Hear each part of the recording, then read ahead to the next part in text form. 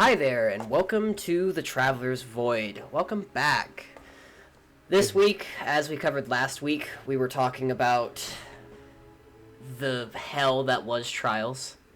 That was a real fun dip and dive into win trading and what we covered. But this week's our PvE episode. Hell This week, we're going to start off by talking about Grandmasters. Before we get too far into it, just as a reminder for everybody, I am KOB. Hello, hi. I am Liana. Hello, hi. We both love each other dearly, and we Don't sit give here people the wrong ideas. No, we're just good friends. Yes. But back to the GMs. We said we were going to cover it last week. This is going to be a fun episode. Because GMs are actually kind of worth doing now. Yeah. So, let's start off with just our baseline opinions of how we felt about GMs. I'll go ahead and go first. And I think we're in agreement on this point, but I really felt like GMs weren't really worth doing until this season. And I agreed because I didn't do them. I did them the season they came out to try and go for Conqueror and be that ultra Conqueror gamer, you know, but like it was so boring to me. Just doing the same old strikes with like 500 modifiers and just a whole bunch of champions and stuff like that. I didn't really like it. Unfortunately, it's somewhat of a necessary evil that you have to do. You either have to do Grandmasters or Masters because you have to farm shards for certain armor pieces. But, I mean, once you've got a full set of 6, and there's 3 or 4 that come from a season pass each season, that you're not really worried about it. And you get an Ascendant Shard from an Infamy rank and a not Mastery, what the fuck? It's not Warframe. A Valor rank up. A Valor rank up. You get one the Warframe from episodes will come later. Yes. You get one from resetting each of those. Yes, it's only one per season, but still, you get a whole bunch for free. Yeah, I would say that's a whole lot.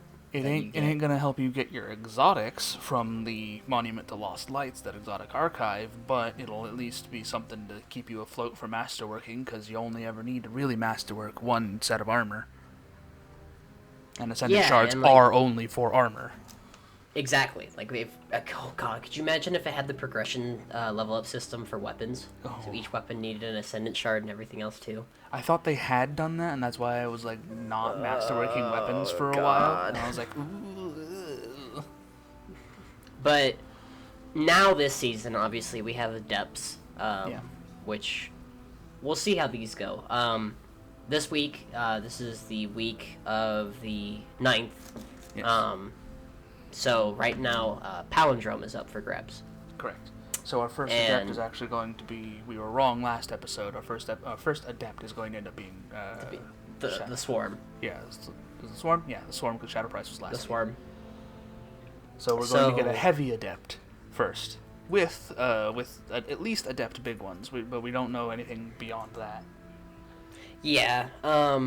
And I found out I actually got a really, really good roll on my Palindrome this season. I got Bottomless Grief and Rangefinder with high cal rounds and a Range Masterwork. I was super stoked. Yeah.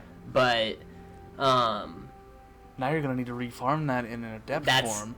Yep, that's what I told my fire team. That's why I haven't bothered to go for any major farm. I got a drop, and if I happened to be invited to Nightfall farming, I would go ahead. But I got my one drop that I wanted, and that was all I needed, because I just wanted it in collections. So the thing is I actually do want 2 different roles. I don't want the role I have on the Adept.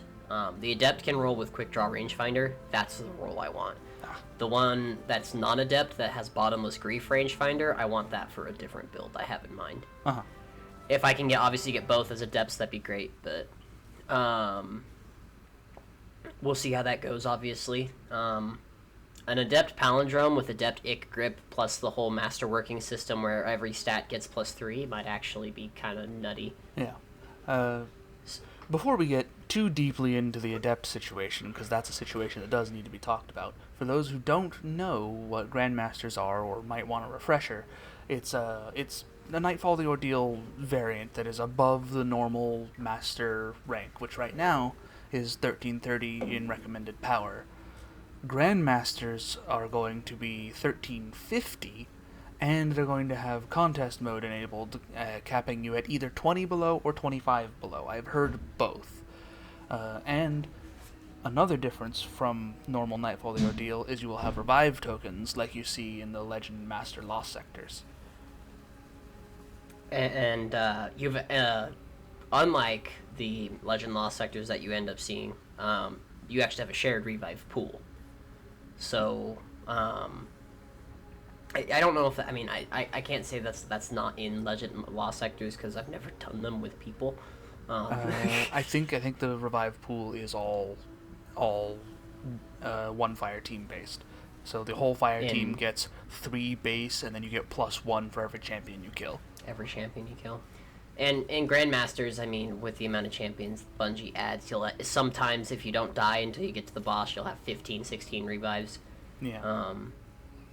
So it's kind of a new, cool system. Unfortunately, it has the one modifier I hate for high-end content. It has match game. Well, yeah, because match game is put on everything that is above above, what is it, heroic difficulty these days? Hero, yeah. It's annoying to deal with. I hate match game. Yeah. The only thing that can really counter it is swords, but that's another problem with Grandmasters. Yeah, that's another problem with Grandmasters and champions in general. Because, even after the change to the swords, which, admittedly, after having it in our hands, didn't change very much. Like they brought some of them down to under Rocket's level, with which they brought up, which I think was their goal. But the top ones are still the top. But swords are the only thing that feel like they're really capable of killing champions, especially overloads, in the amount of time that they are stunned for. And the fact that they can, once they're unstunned, once they recover from the stun, they're immune to being stunned again for another few seconds, means you need that high burst of DPS. And swords are the only thing that give you that. Well, the other thing is, too, is, with this season, we have, Passive Guard, and Disrupting Blade, which they're always, Disrupting Blade's great, don't get me wrong, but Passive Guard, with Lament's healing, damn near makes you unkillable if you're aggressive enough. Yeah. I've seen people do Solo Master Presage with just Lament. Yeah, I've experienced some of that myself. I haven't done Solo Master, but on my first run through, the very first time, which, ironically, the normal difficulty feels worse than Master, because Master actually lets you be on level with the things, whereas normal is forced under 10 by 10 under. They're always red bars. Yeah. I feel like I could definitely feel Lament being really good, but actually this week that I did mine, I used Anarchy, and it was actually really effective. I was surprised at how effective it was to just tag him with Anarchy and leave. Yeah. Anarchy does great in there, especially, obviously Anarchy's great on all classes. Bakras Hunter's definitely getting an advantage there. Yeah, because they can boost it by 20% by themselves. Which is why I'm actually going to be using Anarchy in GMs for exactly that reason. Exactly. Speaking of stasis, we'll be talking about that soon, and our how we feel about it in both PvE and PvP. That's going to be the next episodes coming out, and I think it'll be really fun. Obviously, there's been a lot of good things with stasis and a lot of bad things. Yeah. We'll have to see how it goes. I will say real quick, I hope with Grandmasters, so you know how the Lost Sector exotics get added to your exotic engram after you earn them once? Yeah. I hope that you can get the new exotics after you unlock them once as Grandmaster drops, so you can farm them that way. You should be able to, considering they drop from any other source otherwise. I hope so. I hope that it's not something we're gonna have to sit there and wait on for weeks at a time. The thing I hope for is that you'll be able to get more than one adept roll per week from Grandmasters. I hope they don't give us one and then that's it. That's all you get for the week. I mean, I wouldn't put it past them, but that's what I would like to see. And that brings us back to getting to our adept weapons talk. well, yeah. So in trials, like, you're supposed to be able to farm adept weapons as much as you want if you go flawless. Yeah. That's the trade-off.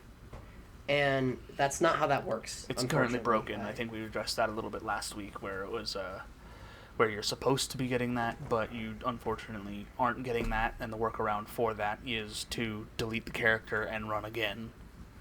Which people do every week. Yeah. Which is crazy. But, in my opinion, I think that what I was hoping for, is that if you go through a Grandmaster and you use less than 5 revives, you get your adept weapon. So it's skill based, not luck based. I hope it's just a completion and get one at least on that. That's what I'm getting to. So the first one you get just for a completion of the Grandmaster that week, and then any additional ones you have to complete it with some modifier like no more than 5 revives used or something like that. Yeah. As long as the minimum is each clear gives you one, I wouldn't mind the first clear is totally unrestricted. As long as you finish, get it. But then the consecutive clears aren't it. Because I understand them I understand the need for them to not be super easy to farm. Yeah, I feel like that makes it that puts it on level with going flawless. Yeah.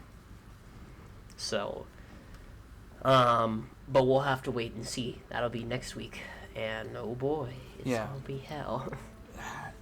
I don't even know if Swarm is going to be a good first week example for an adept. Not because a heavy weapon is bad as an adept weapon. We have the rocket launcher from Trials that is actually probably pretty good as an adept weapon, but it's a rocket launcher, and those are currently really good for doing things with big damage.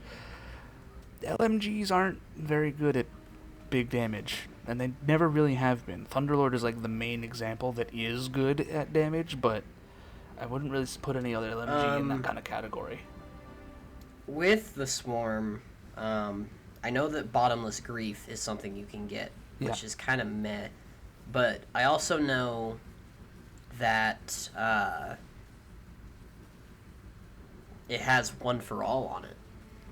Yeah, and that can be big, especially considering LMGs that's kind of their job, is just ad clear, so you're going to be triggering your One for All the time. But I guess it comes down to whether or not you can earn other adept mods besides adept big ones, because adept big ones spec is I don't know if that's going to be worth it for just that being the only PvE thing that you're going to get, because Palindrome's not really going to be a boss killer. The Shadow Price definitely isn't.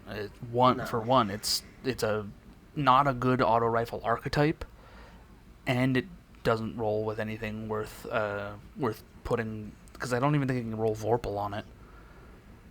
On the Swarm, yes it can. No, not on the Swarm, on Shadow Price. On Shadow Price, I don't think it can. Yeah. I know it has One for All. Yeah. Well, I think they can all roll Bottomless Grief and One for All. I think all 3 of them can do that. Because I've seen not a posterity. Why am I? What? Wrong gun. Palindrome? Hand cannon. Right letter. Wrong gun. Yeah, the only thing that was right there was the first letter. Yeah, right different letter. Archetype, different archetype, different element. Yeah. Different activity. Correct. We're professionals, by the way, ladies and gentlemen. Oh yeah, we definitely get paid to do this. Yes, definitely. Absolutely. Like, comment, and subscribe. Ladies, gentlemen, and NBs everywhere, we know what we're talking about. Yeah. Pay us all that Patreon money that we don't have set up. And I don't know that we will. No. Maybe. But anyway. Maybe. But if adept mods don't come out of Grandmasters, then it's going to be a big, like, ooh, for the PvE environment, because then where are we supposed to get things like Adept Icarus Grip or Adept Mag, or any of the other just stat increases, Adept Stability, any of that. Because a lot of those... The other problem is, like, not talking about not even just, like, the fact that, okay, say they are locked behind Trials. How long is Trials going to be down? Right. How much longer is Trials going to be down so that not anybody who doesn't already have those Adept mods can't even get them anymore? You know, because yes, it is only Wednesday today, so there is a chance that Trials will be fixed by Friday. And as long as it is fixed by Friday and there is an Adept weapon up for grabs, we're actually still going to be on schedule. But if there isn't, and we end up missing that mod again, that's going to be a huge problem. Right. And, like, I don't play Trials for reasons stated last time, but I would like a PvE source of those Adept mods now that we're going to have our first and only PvE source of Adept weapons in Destiny 2. So I'd like to be able to get more than Adept Big Ones. Adept Big Ones is going to be nice, don't get me wrong. It looks like it's going to be a combination Major and Boss spec just by the icon on it. But I'm not sure. Wonder if that means it would do double damage. Huh? So I'm assuming that it's going to do more damage than normal Boss spec and Major spec. But the other thing is so when it comes to champions are affected by both Major spec and Boss spec. So what I'm wondering is if there's going to be a coding issue when this mod comes out that's going to make it do double the damage it's supposed to, specifically on champions. Because both those mods do bonus damage. I bet it will. Honestly, I bet it will, and then I bet they'll patch it right away, too. Or it's just going to be Major Boss spec, where everything Major and above gets bonus damage. It's either going to be the combination of the two sets of code, or it's going to be just a new set of code that is anything that isn't a minor gets damage buff. That would make sense. I don't know. Yeah, I don't know either. It'll be interesting to see when it comes out, obviously. Right, because we're recording this a week prior. Yeah, we're recording this the Wednesday before Grandmasters, so we don't know anything really quite yet, but... yeah, and I don't know if I'm going to be jumping into Grandmasters before our ability to record next week's episode to make any further comment on it. You don't know the real shitty part? My artifact is ready for Grandmasters, but my armor isn't, because I've been getting screwed over by pinnacles. I just managed to hit my 1310 today. I got my last 2 slots 1310'd, and now I'm just doing powerfuls to round out my backup gear, so now I'm good. I just need to get my gear fixed. I just need to get my gear set up. Yeah. And I'd be fine. I just need to get a new helmet to replace my 1305 one, but I'm otherwise fine. Everything in all of my other slots is 1310, so a 5-point thing isn't going to knock me down by too much.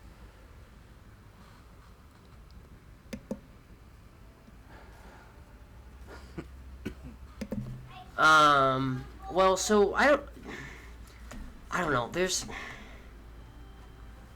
I'm really unsure of how to feel about certain things involving Adept mods because there's just way too much way too much mist around them. Yeah, we don't know anything about them yet. We know the Adept mods that come from Trials are going to continue to come from Trials. We just don't know if any of them are going to bleed out into the GM stuff. Which is aggravating. I wish Bungie would be upfront about that. Yeah, but Bungie has had a history of either giving partial patch notes or not telling us what is changing until after the fact when everybody finds it out and they're like, yeah, we changed this. This is intentional. Yeah, you mean like how they sleeper nerfed reactive pulse and surprise attack and told no one? Yeah, right. That was real cute, Bungie. Yeah, they've ruined an entire subset of builds just because they felt like it was too good. Oh yeah, because those sidearms are just melting champions. Right. If it wasn't working as intended, then I would say, all right, yeah, fix it, and that's not the intended way it's working. But it was very clearly working the way it was intended. Yeah, that is exactly what it was supposed to be. Yeah.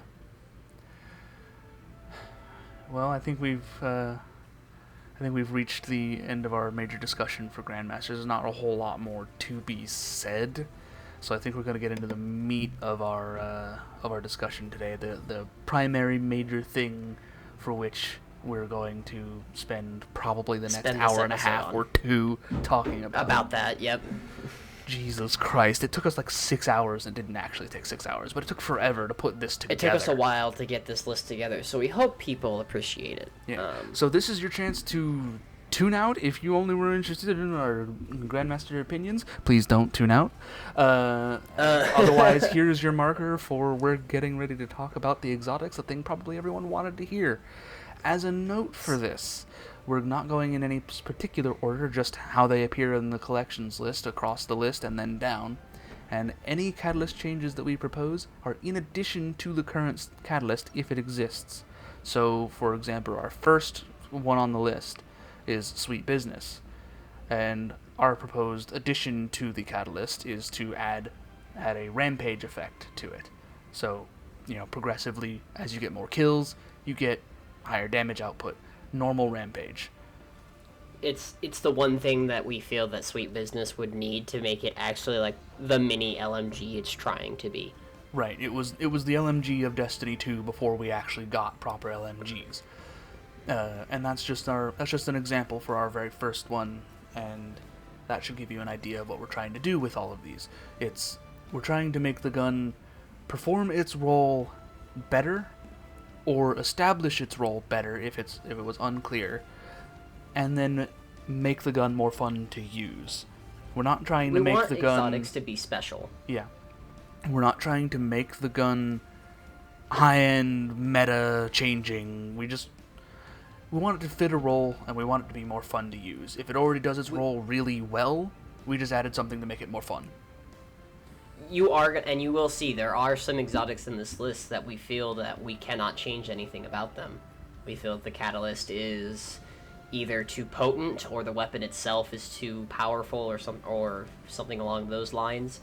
So there will be weapons in here that we feel that are either in a good place, or are too potent to be able to change without breaking the weapon as a whole. Looking at you, Suros. Looking at you, dead man. Hey, I was going to save that one. I was going to make that one be a surprise. Nah. So, let's get into the list. I'll go ahead and start here. So, we've already talked about what we're going to do for Sweet Business. Just to recap real quick, we want it to have a rampage effect while it's spun up. The next weapon we're going to go ahead and talk about is Sturm. So Sturm's in a really, really good spot right now because of the whole 120 buff.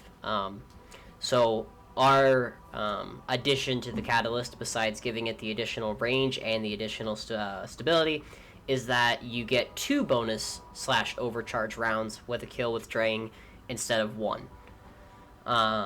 Should that be specifically with Drang, or should that be any sidearms as it currently is? Let's go all sidearms. I'm okay with all sidearms. But I think that, especially because the reason before Stasis was a thing, and before 120s got buffed, we've talked about this list for probably a couple years now. And now it's just finally coming to fruition. And we talked about, well, if Sturm gets 2 overcharge rounds, it would be ridiculous because it would 2-tap headshot a Guardian so fast. Well, now... Yeah, now we just have 120s that can do that with Rampage. So now, because it's a thing, we feel that it would actually be a 120 that sticks out. It would make it feel special, and actually make it good in PvE and PvP, because you can stack up those overcharge rounds a lot faster. Right. The next weapon is going to be Vigilance Wing. So Vigilance Wing is actually in a really, really good spot. It has a health regeneration on kill. You get basically celerity if you're the final Guardian standing. And it fires full auto with the catalyst, so it basically functions for that point more like an auto rifle, really, with the amount of bullets that you're putting down range. But the only thing we want to change about Vigilance Wing is we want to go ahead and have the catalyst also add 10 handling to the weapon. Nothing significant, but enough to make it feel different, make it switch a little bit faster. Enough to make it, because the thing is about the Trials weapons is a lot of them actually have high handling, and that's because Bungie wants a player that's using celerity to be able to switch to the weapon and off the weapon as freely as they need to. So, just that extra 10 handling would put Vigilance Wing really in line with all those other Trials weapons that we have. Because that's what Vigilance Wing is meant to be, in quotation marks. Yeah. So, our next one will be the little baby sidearm Rat King. We wanna dig into the team play aspect of Rat King a little bit more, and it's got the Rat Pack buff ×6, increased fire rate, increased some of the stats, and then the current catalyst is a heal on cloak for its main vermin perk. We want to apply a Sundering Gaze effect, but only for other Rat Kings. So if you're using a Rat King and somebody else is using a Rat King, they'll do 20% extra damage. If they're also using that Rat King, you're both doing 20% extra damage. That buff will not apply to yourself. and it would be I wish this was a thing, because I'd love to see it stack all the way up to ×12 and just see what it, how much a melt would go. Or even just ×6. Well, ×6 is as much as it goes, even if you have more than that amount of Guardians around in a perfect world. Yeah. But with Meta, just going on to the next one, the Meta multi-tool. We just want to have it do a hold button to cycle between the scout archetypes, between the higher fire rate and the damage-based archetypes. The high impact and then rapid fire. it would go, yeah. So to clarify here, we want Mida, seeing as how it is a weapon that's supposed to be like a whole bunch of tools put together. It says choose application. The goal here would be able to allow the Guardian to choose how they want to use this scout rifle. So you can use it as a rapid fire or a precision or a light or 200 lightweight or a high impact. We want the Guardian to be able to basically keep that lightweight frame, that mobility that Mida has, and those high caliber rounds, but apply it to whatever archetype for whatever situation that they want. So make it more of a jack of all trades, like what its name suggests it's supposed to be. Make it a multi-tool. Yeah. Then we'll go on to the next kind of PvP centric weapon, Crimson. Just make it so that the heal becomes a health bump instead of a start regeneration on a precision kill. Keep everything else as it is, and if you get a precision kill with it, get a health bump similar to the Wormhusk Crown of the Hunters. Something that would allow it to actually... Because the thing is if you're in PvP and you actually do get that precision kill, if you get ticked by any form of damage, your health stops, because it's just starting health regeneration. So yeah. Being able to keep that health going allows, obviously, for a Guardian to keep firing and keep going into the engagement, and that's what Crimson really wants to do. The next weapon we're going to go ahead and discuss is Jade. Now, Jade is a really, really fun weapon. It's also super powerful. So, the Catalyst just gives it a whole bunch of stability. Which for a scout rifle is great. Yeah, for a high impact, that's perfect.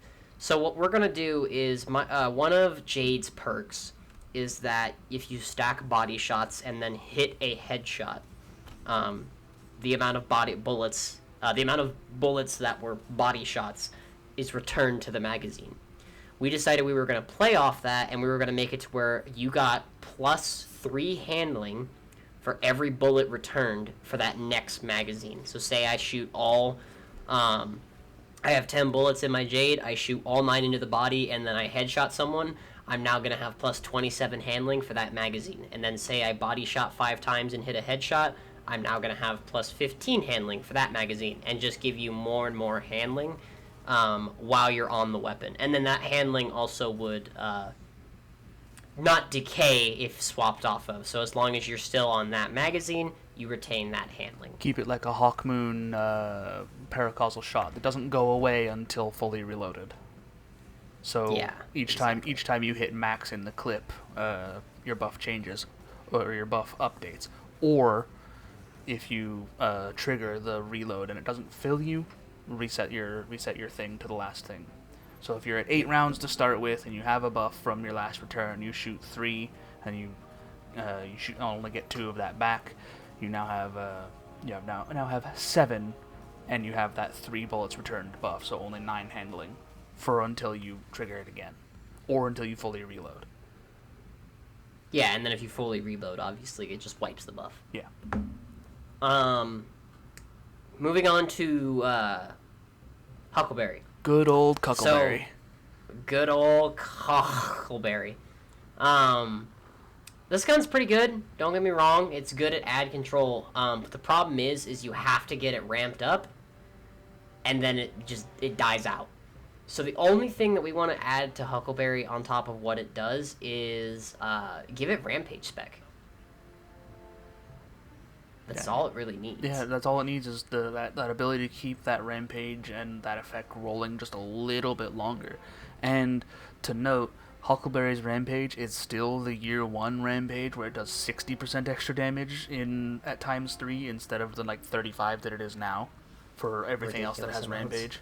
But it's also an SMG, so it can get away with that. Yeah, it can get away with it. And it's an aggressive frame, so it doesn't have a shit ton of ammo. Hey, look. It's Suros.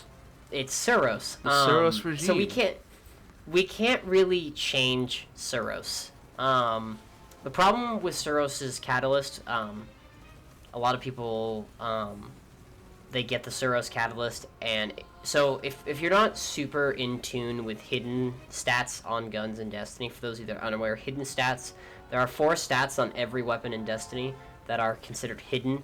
The reason why they're called that is because you can't find them on the card in game. You'd have to go to a third-party source like light.gg to look at a weapon's hidden stats. And this is what controls the weapon's zoom, the recoil, things like that. Yeah, it's aim assist, zoom, recoil, and recoil pattern. Yeah. So with Suros, the Catalyst, so first of all, let's talk about what's on the card. The Catalyst makes it to where your Suros goes from a 1 in 6 chance of healing you on kill to a 1 in 3. Which so is approximately great. Every 3rd kill is going to heal you. Yeah, it's fantastic. But the thing that the people that, unless you play PvP, you might not know about, is it actually makes the recoil go from 50, the recoil direction, so from 50, which is relatively bad for an auto rifle of that archetype. Absolutely. That's like bouncing left and right all over the place. To 100. Which turns it into a freaking laser. A laser beam. So we can't touch that Catalyst, because if we do anything to that weapon, or if we add anything to that weapon, it's going to break it. Yeah. So Suros is going to have to stay where it is. Pretty much where any of our guns that come up that we're just like, we're going to leave it as it is. That's pretty much the reason that we're doing it. Is if we do anything to it, it's going to break one or the other side of the balance of the gun, whether that be PvP or PvE. Because something that's great in PvP either is completely busted in PvE, mountaintop, or vice versa. Our next major thing is going to be Cerberus. And this one we had a rough time of, because the Catalyst already makes it weird. Making it have a hold to activate tighter spread on its 4 bullets, and the fire rate slows down a lot. It goes from like an actual auto rifle to slower than a full auto scout rifle. It's like blow, blow, blow. But it doesn't do any more damage or anything like that. So our thought on it was give it major spec so that it can be that kind of that ad cleary weapon that you switch to the slow fire mode to burst down a boss or a major or champion or what have you.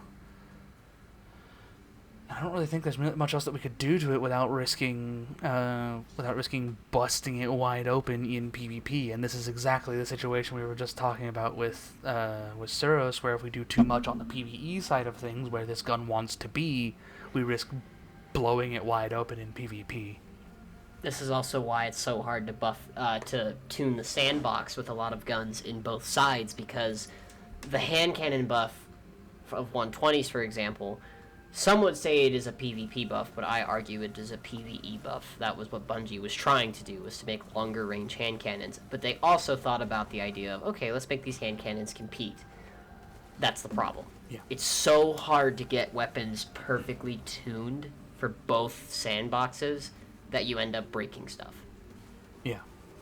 And then we come up to Wish Ender, which is something that's just like a bam, done, don't even need to talk about it at all, because I think everybody who asks anything about Wish Ender says, give it this. Vorpal weapon. Just make the catalyst be Vorpal weapon. Doesn't need anything else.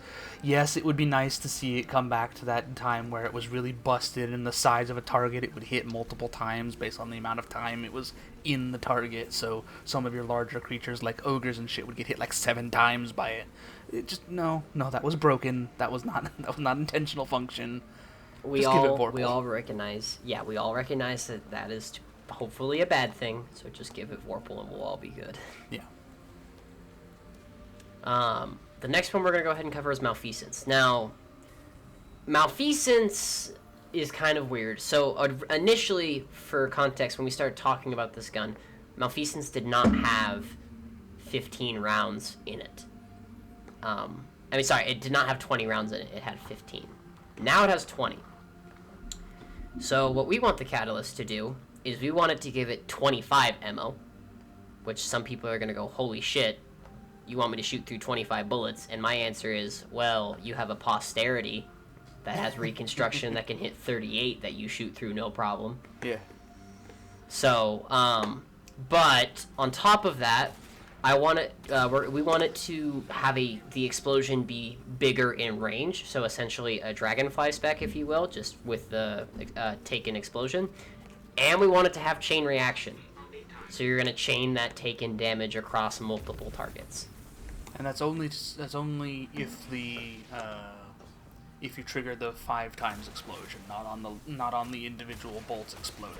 Yeah. It's on the like the 5 bursts. Yeah, I the forget big what it's called boosted burst. Yeah, I don't remember what it's called either, but the actual Malfeasance effect.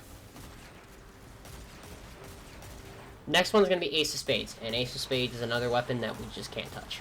On either side, really. It has 5 perks with Catalyst. And one of them is Firefly.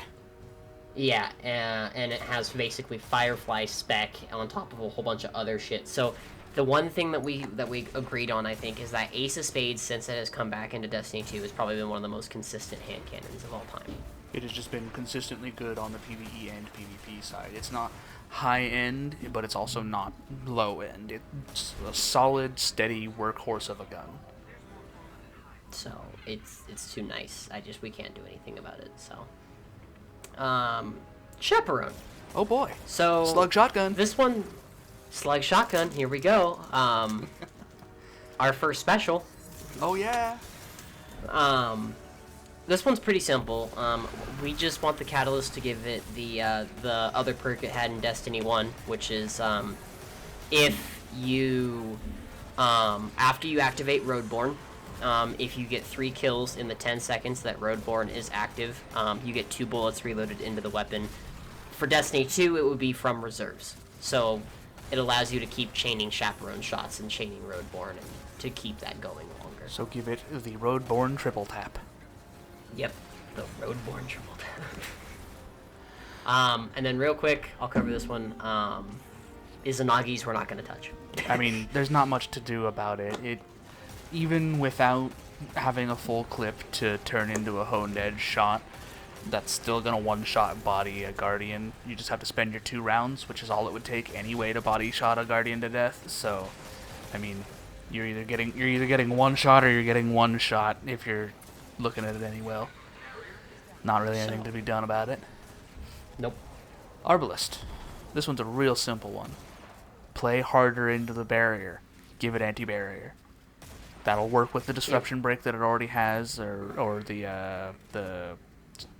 disruption breaks. That's the weakness effect. Break, yep. And just play into that harder. It already does boost the damage to shields, so roll with it. Make it better. Make it better. Yeah. Thorn. Just do the same thing you did with Lumina. 2 charges from kill. That way you get the full duration of your poisoned buff, and you get a full reload on kill.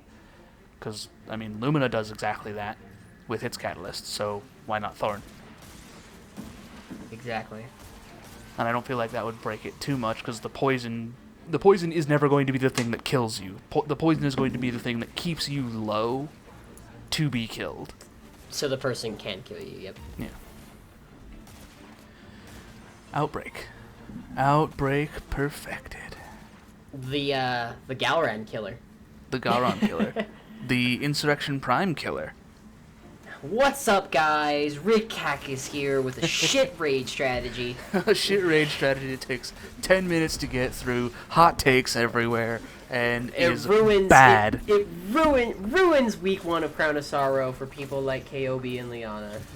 And it's just bad because he's trying to split everybody up into specific teams, and they're running around the whole fucking place and just not doing their jobs when it's like, dude, come on. Three teams of two. 3 teams of 2. Come on. If you can't tell, we have some history here. But anyway. Yeah, Cactus makes alright content. He's just really long-winded about it and gives the worst possible advice. But it will get you through. You will complete the thing if you use his strategy eventually. You will. Yeah, eventually. Well, actually, no, you won't anymore. Because now it's even more hard because no auto-loading well. Yeah, that's true. At least in terms of Crown of Sorrow, if that ever comes back. Well, yeah, that's not there either. So yeah. Anyway. Yeah. Next gun. Next gun's gonna be Bad Juju, and so this gun is really nice if you can keep it ramped up. That's the problem. It's hard to keep it ramped up. So I vote that it gets an even longer string of curses, that we actually make it extend even more. The catalyst already does increase the length. Like, by a second. To be clear, it does already by increase a second, the length. yeah.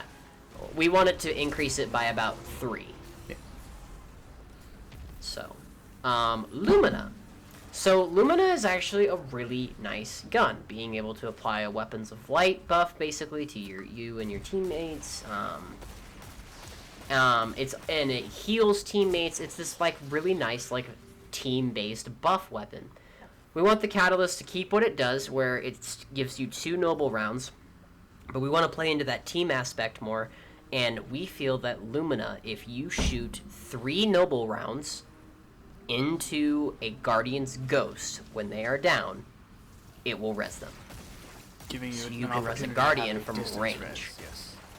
Which is something that the game does not otherwise have. There is no way to res a Guardian from a distance other than the forced, like, you've made it to the next checkpoint res. Yeah, so it'd be actually really, really nice to have this gun to play basically. It would allow for basically a support build. Yeah, it would allow, actually it would play really nicely with a Warlock to get their Benevolent Dawn buff rolling without having to put themselves in danger for it. Exactly. And it allows the Warlock to save things like their Divine Protection and everything else for other situations. It's really, really nice. Yeah. The next one we're going to cover is Monte Carlo. So this was a gun that we went back and forth on for, I think, about 10 minutes. Oh yeah, absolutely. Just getting an effect that we actually wanted on the initial conversation. It was hard to figure out, like, well, what the hell can we make Monty do? So it's like this melee based weapon.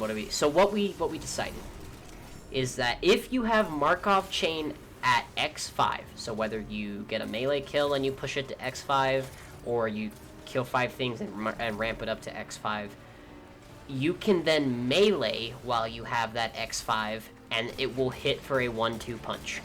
But spend all 5 of your charges.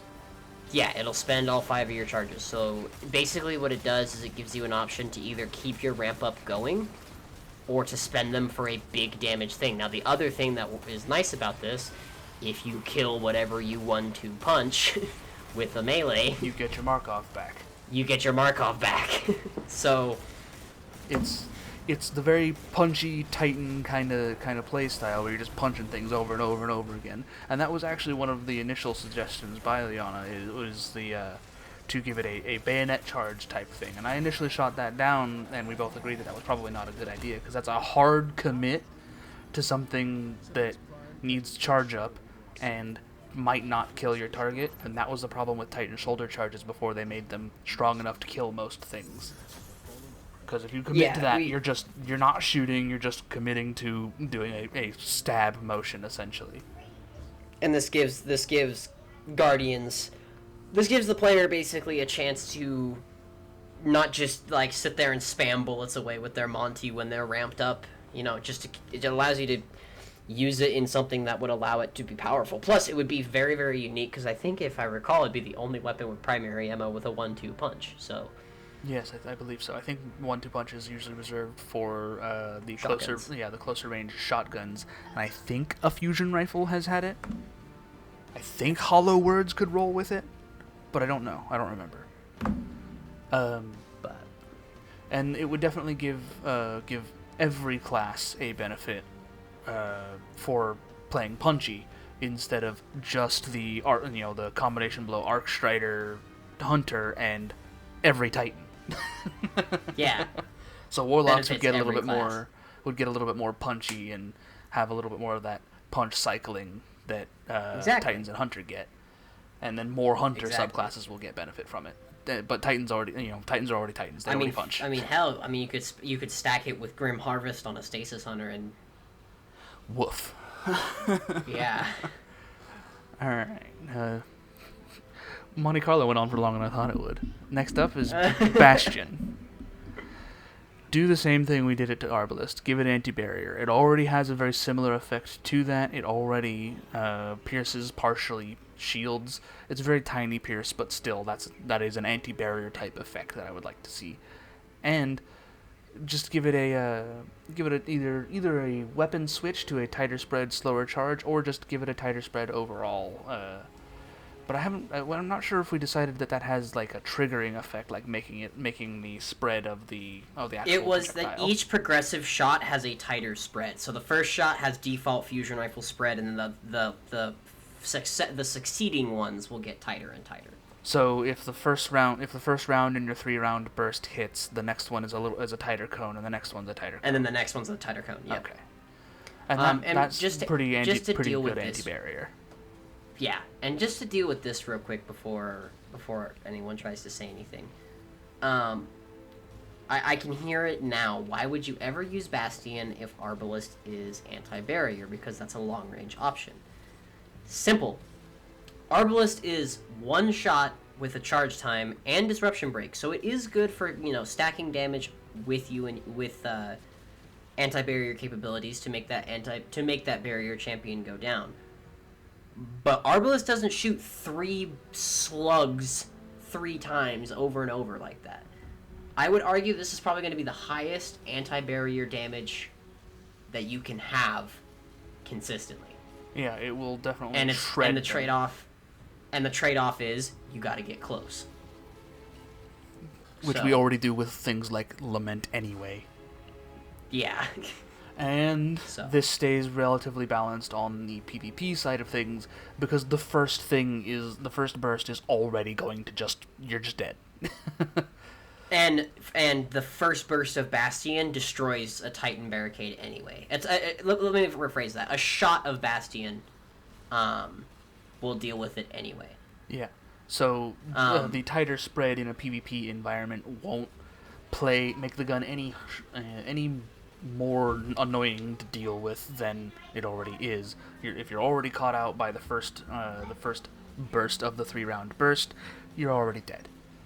So the tighter spread is not going to make any difference. It might make you more able to kill the guy behind you, but if you're already playing against a Bastion like that, you need to reconsider your strategy more than the gun needs to be changed.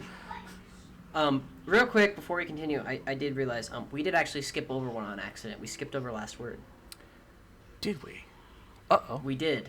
Yeah, we did. So I'll go ahead and cover that real quick, and then we'll go back to where we are on the list. So last word, baby DMT. DMT is Dead Man's Tale. Before anyone starts saying stuff, it's. So what we want to do, this is really, really simple, is give it a +20 range which will help with the quite severe damage fall off it has, and give it Icarus grip. Right. So that way that the hip fire in the air is not atrocious. When we were considering Last Word as being Baby Dead Man's Tail, when Last Word is Big Iron, DMT is Bigger Iron. Bigger Iron.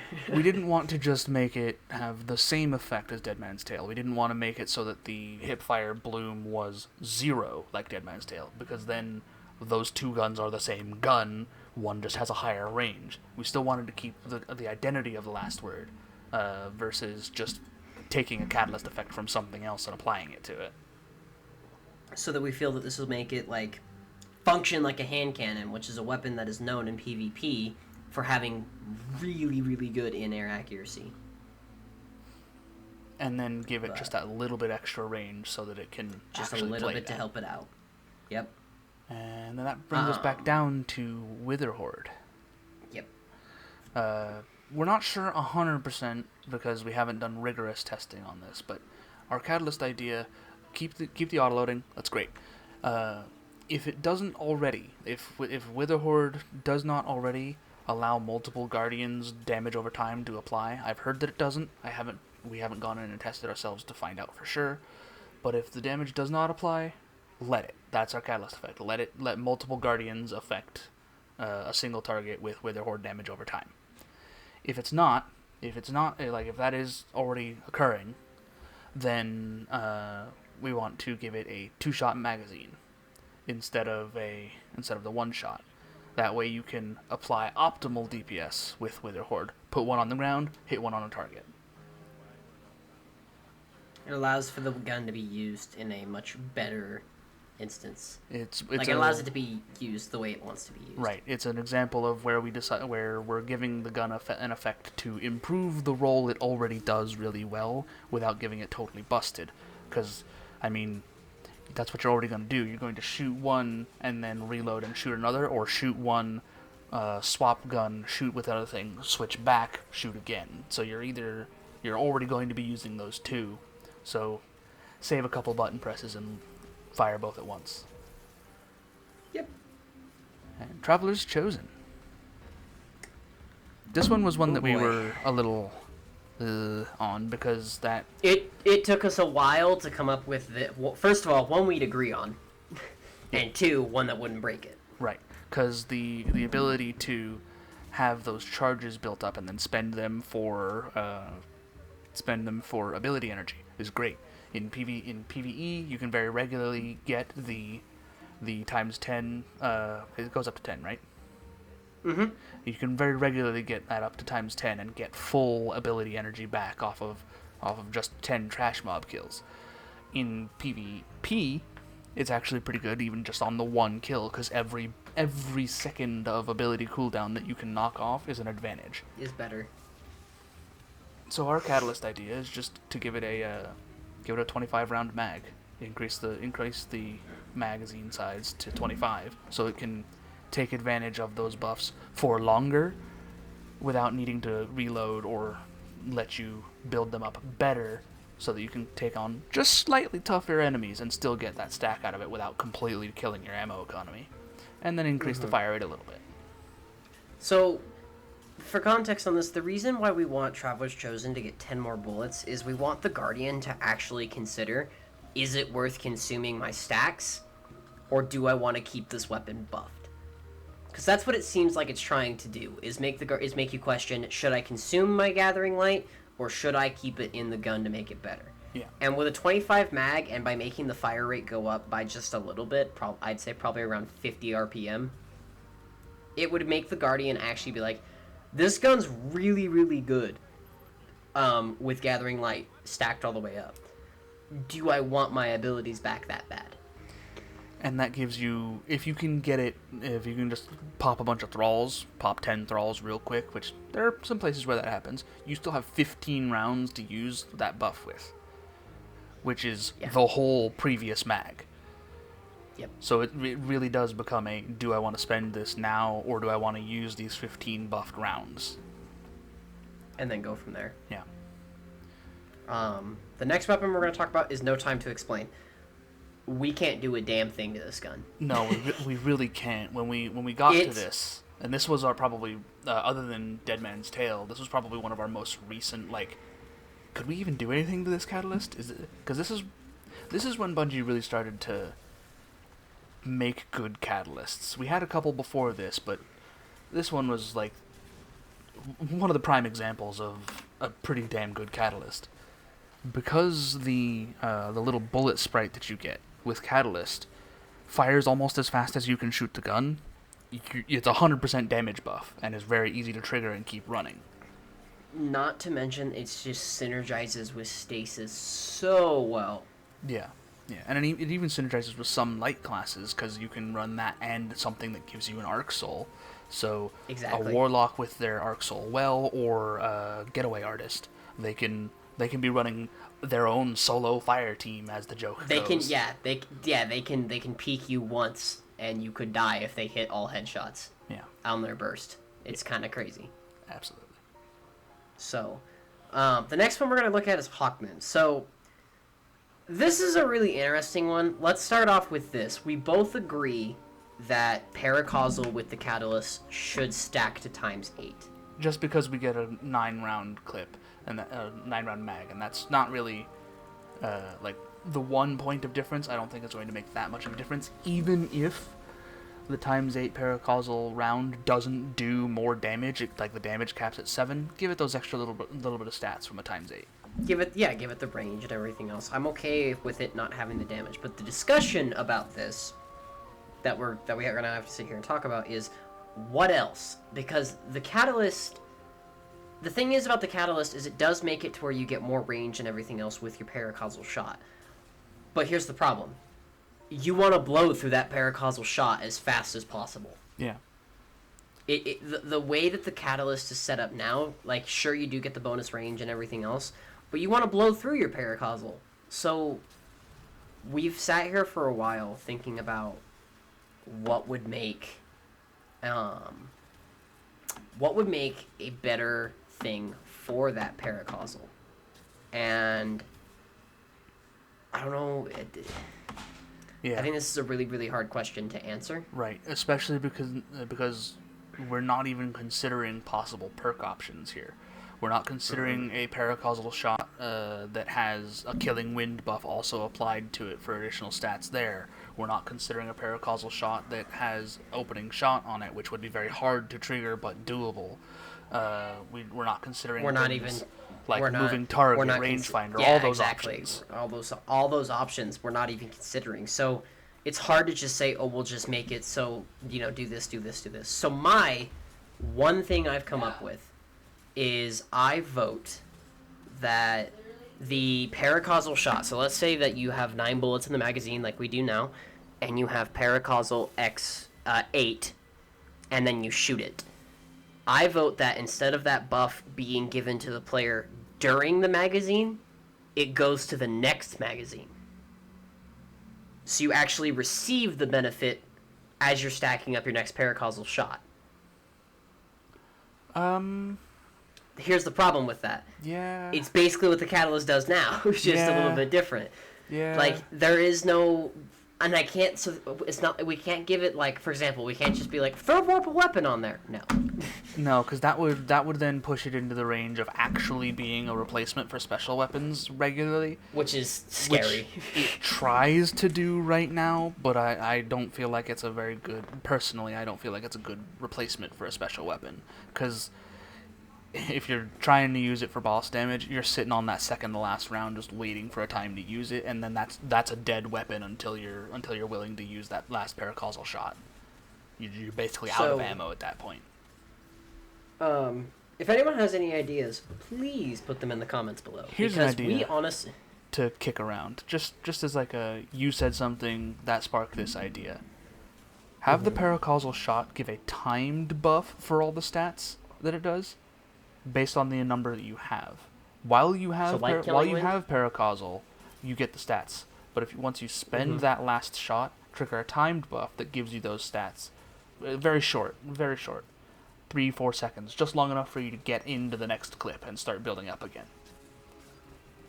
I'm down. So that you could actually do as you said, get benefit into the next clip without just giving you,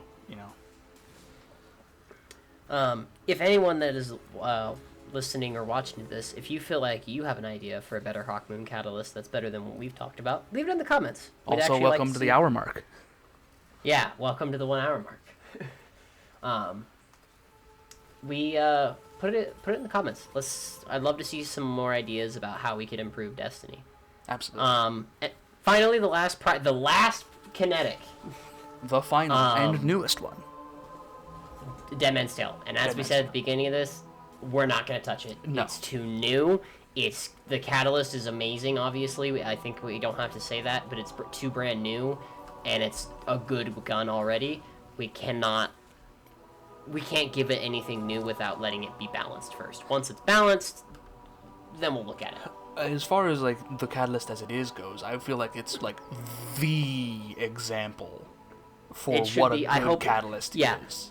It's what I hope catalysts are going to be from this point forward, really. Where it's a significant change to the playstyle of the gun that doesn't change what the gun does. The DMT catalyst turns it like the lever action rifle that it is wants to be a run and gun. The catalyst for that turns it into a run and gun because of that perfect fire accuracy. You're just moving around the field blasting dudes, and if you're landing those headshots, you're buffing your own damage. It's a perfect example of what a good catalyst should be. Bungie, please make more. Yes, and I think that's the community sentiment on the whole is please make more DMT style catalysts. Not necessarily exactly the same thing. Don't just make all guns not have bloom anymore. Oh god, please. Oh no.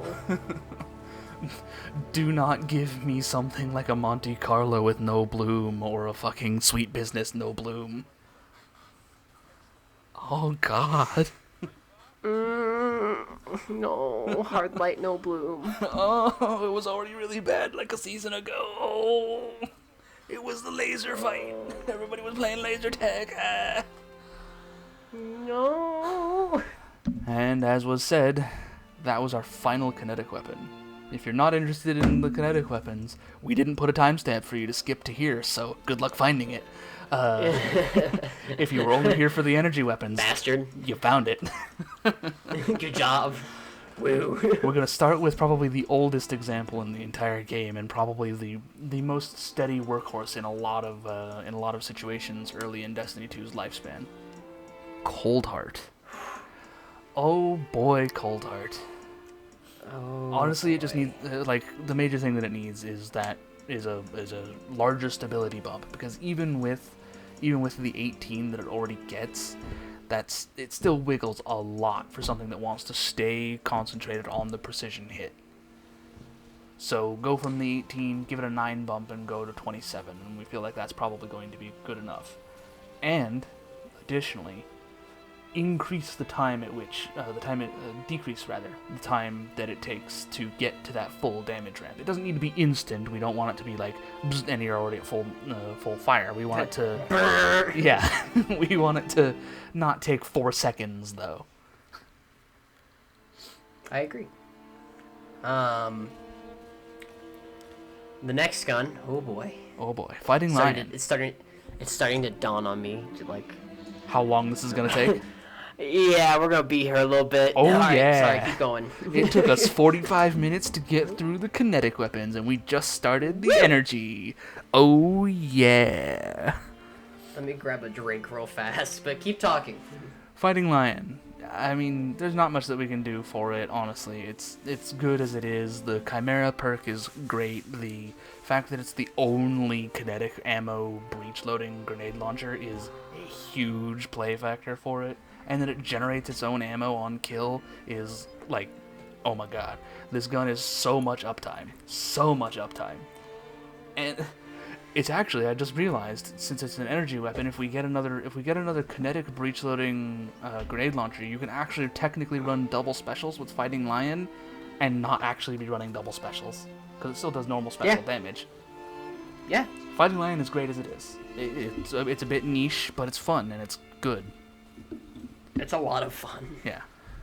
Sunshot. Sunshot. Just the only thing that we feel Sunshot needs is bigger. Dragonfly spec. bigger, more powerful explosions.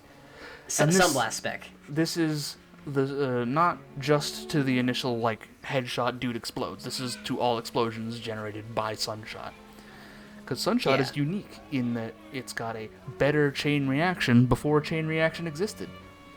Exactly. Because obviously the kills with Sunshot explode, and then things killed by that explosion also then explode, and then that continues to go for as long as there are things to kill. So the other thing is I think that I don't know. I'd love to see a primary ammo weapon with a kinetic with chain reaction. Obviously, it's kind of hard to pull that off, but I'd love to see like a primary, like a unique legendary kinetic that does that. Actually, let me phrase it this way: I'd like to see a unique legendary, kind of like we had back in Destiny 1, where it was it's an elemental kinetic. It's an elemental primary, excuse me, but it has chain reaction, so we could stack up stuff like this and see how it goes. Yeah. The next one is Graviton, which we talked about in the previous episode. We just wanted to have better Seekers. We just turn those Seekers into essentially Axion darts, and it'll be fine. Yeah, make the tracking on them a bit more aggressive. Make it aggressive and make them go further, because right now they like wobble all over the place in like a 3-meter radius around the guy, and then don't track. They just sit there and they're just like. We need them to be like. We need them to be actually a threat. Otherwise, the gun's fine. Yeah. Actually, it really is. It's actually still a really good crowd control weapon for PvE, and it hasn't changed damage numbers in PvP. It still does 72 to the head. Yeah, it's just other things get a little bit more credit because they feel better or fire harder or kill just that little tiny bit faster. Graviton was one of the top meta weapons at the end of Year 1, D2, excuse me. And then, if you're good with it, you can still use it. Yeah. Oh god. If you're good with it, you can still use it. Yeah. The next one is gonna be Skyburners. Now this one's kind of I would use Skyburners and GMs this season if this was a thing. So when it's hip firing, we want it to fire as fast as a rapid fire, but do the damage of a lightweight, which is what it does. And then instead of it going from a 200 RPM to a 180 RPM on ADS, we want it to go to a high impact scout rifle on ADS. Because that's what it feels like Skyburners is trying to do. It'd be like rapid fire when you're hip firing and make it do little bits of chip damage, and then when you ADS, big chunk damage. Right. And that's not to say that it needs to change its fire rate to be a high impact. It can still keep its fire rate, but do high impact damage, have it do a little bit more damage while ADS. No, we're not trying to turn Skyburners into like some big dick damage thing. We're just trying to make it a little bit better, do its job better. Big dick damage. Yep. We're an hour and 10 minutes in. We can curse. Big dick damage. We're past the 10-minute mark. Yeah. The next one is going to be... I'm going to just cover 3 really, really fast because they're all really, really minor adjustments. Right. Risk Runner, we don't want to change it. We think it's a very, very wonderful weapon. And then Hardlight and Borealis, just add stasis to the damage cycle. Even if it's in a season when we get... Or 2 seasons, whatever they said when we get stasis weapons. Give us a quest to go upgrade our Hardlights and our Borealises, so that way we can have stasis in the cycle. I'd totally be down with that. Yeah, add a fourth element. And then Merciless. Just give it Vorpal.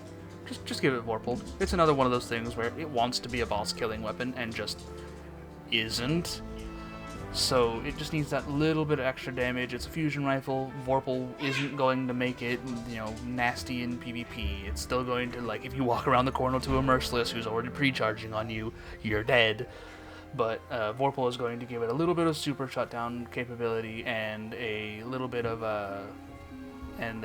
better boss damage dealing stuff. Especially now that it's actually, I don't know, fixed.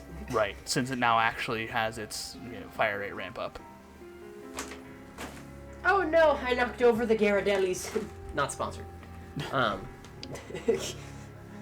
Next one, sorry. It's alright. Borealis. Just same treatment as Hard Light. Oh, shit.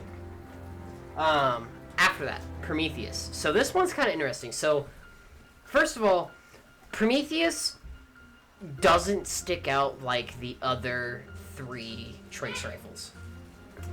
It's really, really hard to make it, like, actually stick out. If you hear screaming in the background, I apologize. There is a small child having fun with a dog. Actually, before we continue on the Prometheus talk, let's take a step back to Coldheart. Coldheart needs a new fucking perk. It being a trace rifle is not an exotic perk anymore. Yeah, that's true. Prometheus lens. Prometheus. So what we wanted to do is we wanted to have basically improved major spec. So we wanted to do 15% additional damage to majors, not 7. And then we also wanted the catalyst to give it a plus 10 to impact, which would make it hurt. Just do a little bit more damage. It wouldn't even be like a lot. The 10 impact is nothing, but it would make still a little bit. The enemy would actually feel it, kind of a crazy concept. Yeah. The next one, Telesto. So KOB came up with this, and I'll tell you right now, he is a sick bastard. Oh yeah. He is a sick bastard. So since he came up with this, I'll go ahead and let him explain it. All right. So we just give Telesto some free reign in the code. And just let it do whatever it wants, and then that's the catalyst.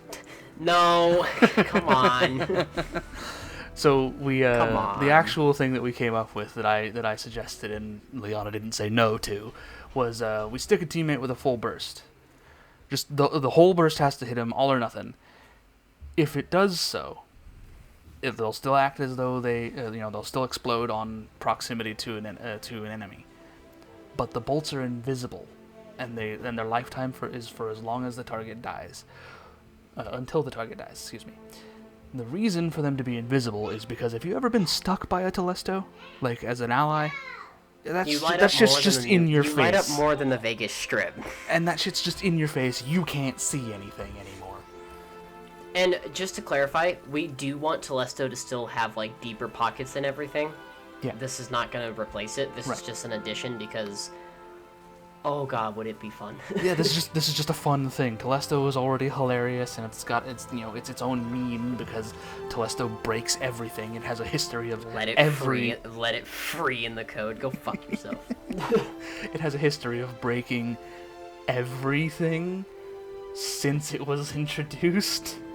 We're looking at Blind Well, Crucible, Stasis. It has Garden. Garden. It has had a way to break every single thing at some point, somehow. Even up to Beyond Light.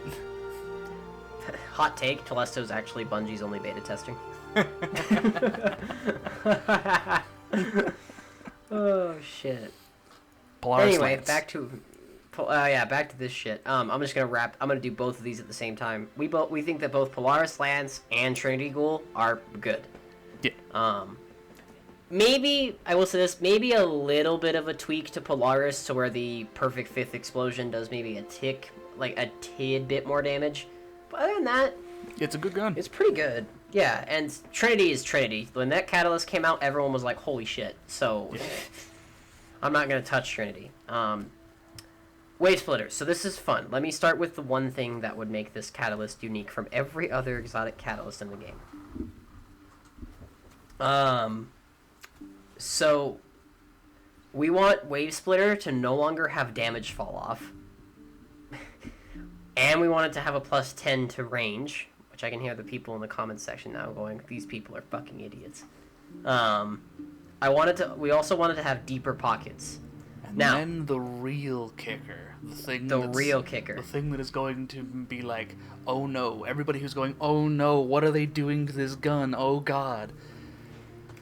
We don't want this Wave catalyst Splitter, to generate any orbs for yourself. It cannot generate orbs of power. Or, So if it does, make sure that it gives you that buff automatically instead of generating the orb. Personally, I think we both agree that we vote for no orbs. Absolutely, yeah. That would be the more balanced way. The more fun way would be to give you the buff on double kills. Yeah, which would. But don't say such blasphemous things like that. Bungie will hear you. I mean, you're right, but we're not to Jotun yet. Okay, shut up. Anyway, so, but anyway, so we think that Wave Splitter not generating orbs being the only exotic that doesn't do it, and then getting all of those benefits, it is fitting. It's a very, very fitting weapon. Because that still preserves the effect of the primary thing that Wave Splitter does, is pick up orb, do boosted, do max damage for a timer, while not making it so busted that it can generate its own orbs and keep its own buff lasting forever. You still have to rely on teammates or another weapon's orbs. Lord of Wolves. Oh, God. Okay.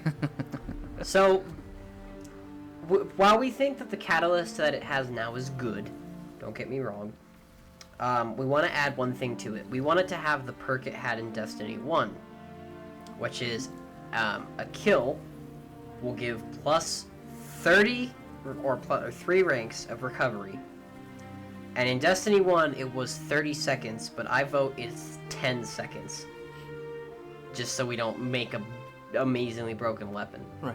So that lets a 70 recovery Guardian have a 100 recovery for 10 seconds, which is more than long enough for them to trigger health regeneration and be at full health again. Which plays into the whole idea of like, hey, it's a shotgun. Yeah. You know. So I think that for 10 seconds you get plus 30 recovery or 3 recovery ranks.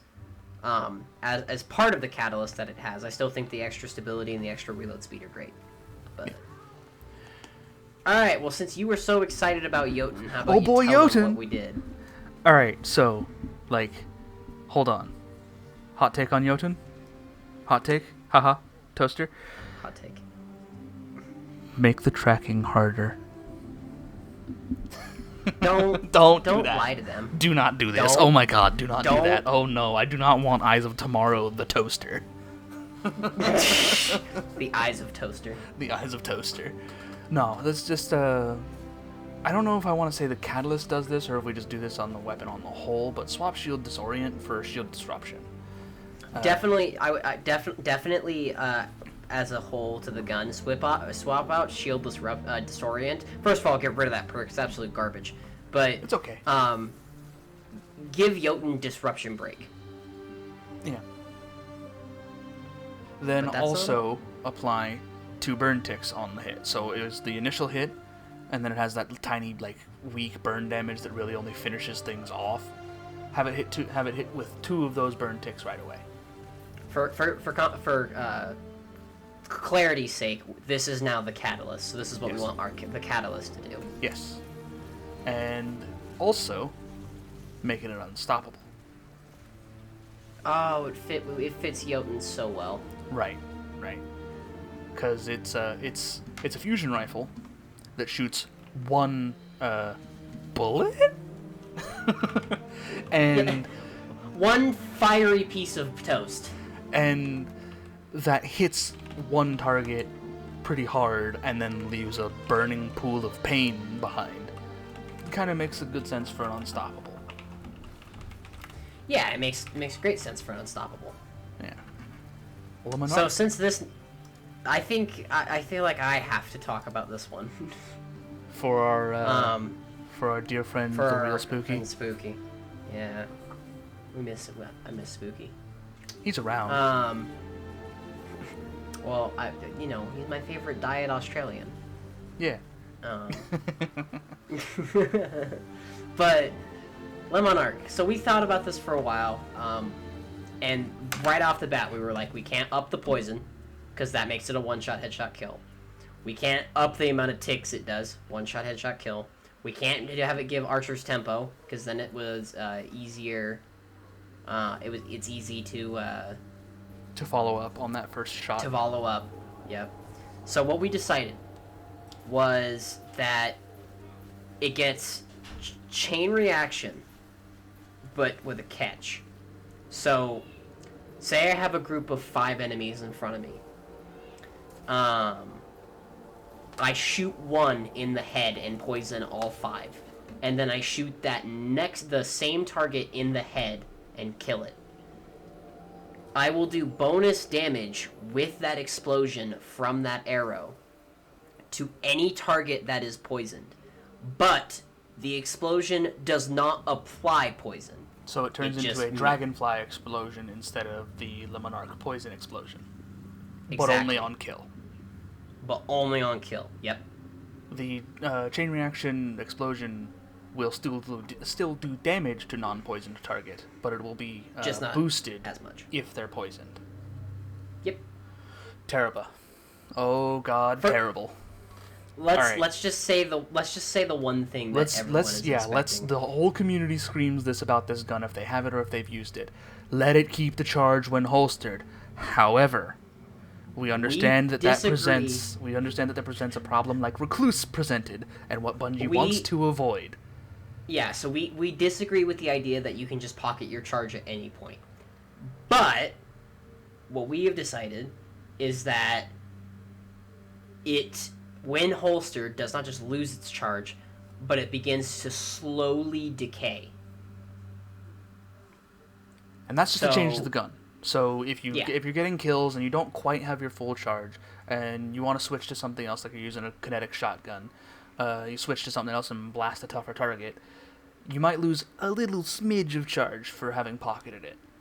But if you switch to another gun entirely for 5 seconds, you'll probably lose half or more of your charge easy. Yeah.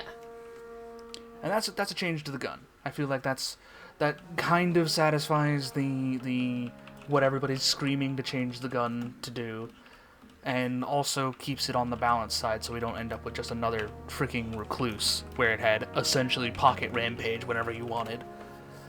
Oh God, it was worse than Rampage. I mean, yeah, because it was better. It was a better damage source than Rampage, but still. And now for the actual catalyst effect. Yeah. While Ravenous Beast is active, Vorpal Weapon. So that way you can actually use it to melt bosses. Because that's what Ravenous Beast wants to do. It wants to be a boss killer. It wants to consume the tiny things and, bleed to death the big thing. Bleed to death the big thing. I mean, that's all we got on it. Just give it Vorpal on the Ravenous Beast trigger so that it can actually do the big boy damage that it wants to do to the big boys. Ariana's Vow. Can't touch it. Yeah, it's honestly pretty good where it's at. There's nothing we can do for it. It's a Snistle, a sniper pistol. It's a Snistle. It's already gonna one-shot a Guardian if you can get the headshot. It'll 2-tap, but it's really slow. It feels like it's a 100 RPM, and I don't even know what the RPM is on it. But there's not much to do for it in PvE. It breaks the anti-barriers like it's supposed to. It does its job, and it does it well. And the first glance buff is a great damage buff if you can keep it going. And it's not hard to maintain. No, absolutely not. Divinity. Okay, I'll cover this one. Divinity. So, first of all, let's start with this. We want the amount of time it takes for penance, which is the damage that comes from sustained fire, to proc. We want it to shorten. For those who are not familiar with Divinity doing any actual damage outside of keeping that div cage up, as if you're doing Deepstone Crypt and you have somebody being div bitch, then you're only interested in the cage. If you've ever been div bitch and you're paying attention to your cage, sometimes your cage explodes. That's penance. That's penance. So what we want it to do is we want it to proc more often, but we want it to have a stacking damage buff. So, your first penance is going to do base damage. Your second penance is going to do 2 times damage. Your third penance is going to do 4 times damage. And your fourth penance and beyond for that magazine will do 6 times damage. Yep. So that way your divinity, heaven forbid, actually can do some damage. Yeah, and that has some synergy with Armamentarium, but Divinity's, or is it Armament? No, it's Actium War Rig. Has some synergy with Actium War Rig, but Divinity's fire rate is too high for it to get you a lot of benefit out of it. Whereas something slower like Sweet Business can literally just never stop firing. And Xenophage too. Xenophage can just never stop firing with Actium War Rig. Yeah. Symmetry.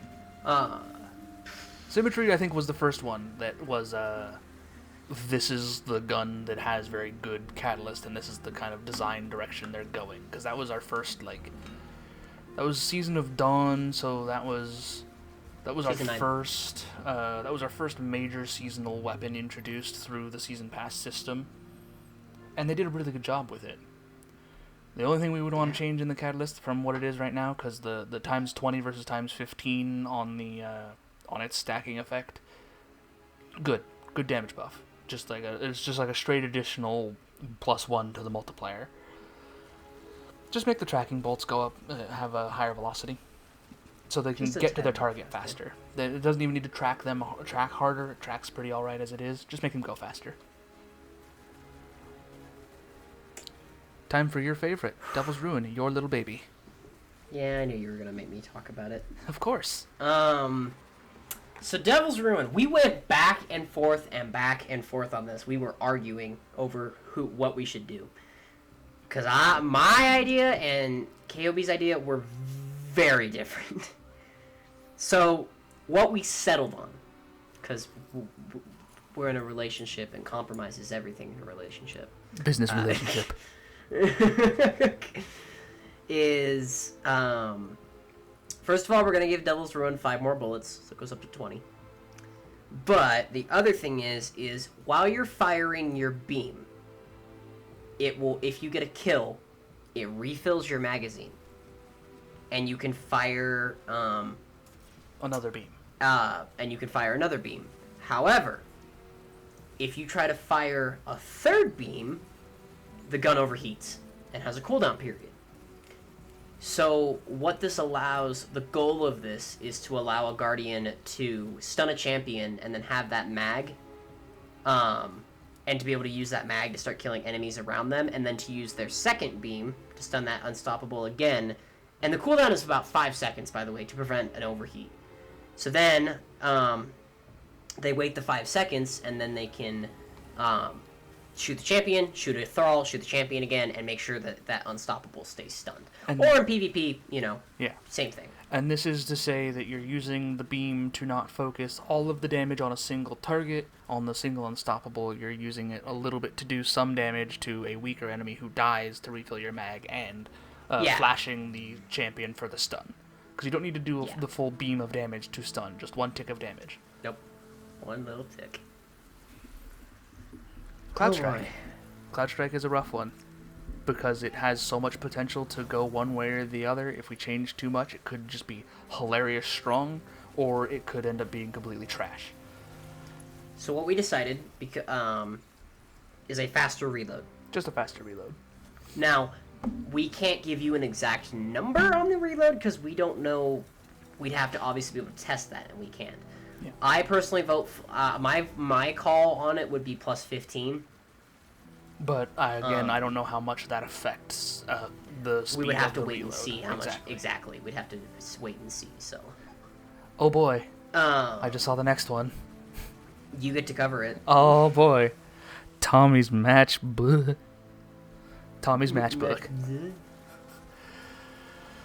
Oh god, Tommy's matchbook is such an awful weapon, just like... It was our second Season Pass major weapon, and it was bad. It was horseshit. God awful. There's nothing in the game that synergizes with... This came out in the same season that Fourth Horseman did. Yeah. And Tommy's matchbook is just... It hurts you to shoot, and you'd think, hey, that's cool. Yeah, you think, that's cool. Maybe there's something you can synergize with it at low health. No. There's nothing that synergizes with being at low health at all ever. No Guardian class build has anything that builds off of being low health. Pulse wave on Storm Trance. Yeah, but only on that initial shield break. Yep. If you stay under shield break, it won't trigger again. So before anybody says KOV, anything, how do you fix the bad gun? Hold on. Before you say anything about fixing the gun and what we actually want our catalyst to be for the bad burning hot pain gun, the artifact mod for casting your arc super while low health does not count as synergy for Tommy's matchbook because that's only around for a season at a time. Yeah, that doesn't count. That does not count. However, our catalyst idea to keep whatever it has, make it do double damage while ignition trigger is active, and give a health bump on kill, so it restores some health, so that you're not constantly about to just be one shot by that knight you're trying to burst down with Tommy's matchbook. Man, the next 2 weapons you get to cover are real easy. Oh yeah, the hardest 2 weapons on the list to cover, back to back. Oh yeah. Although I'm looking ahead to some of these here, and there's a double there that might be real hard to cover too. Fourth Horseman. We cannot do anything to the Fourth Horseman with a 5th side saddle. Damn thing. If we do anything to it.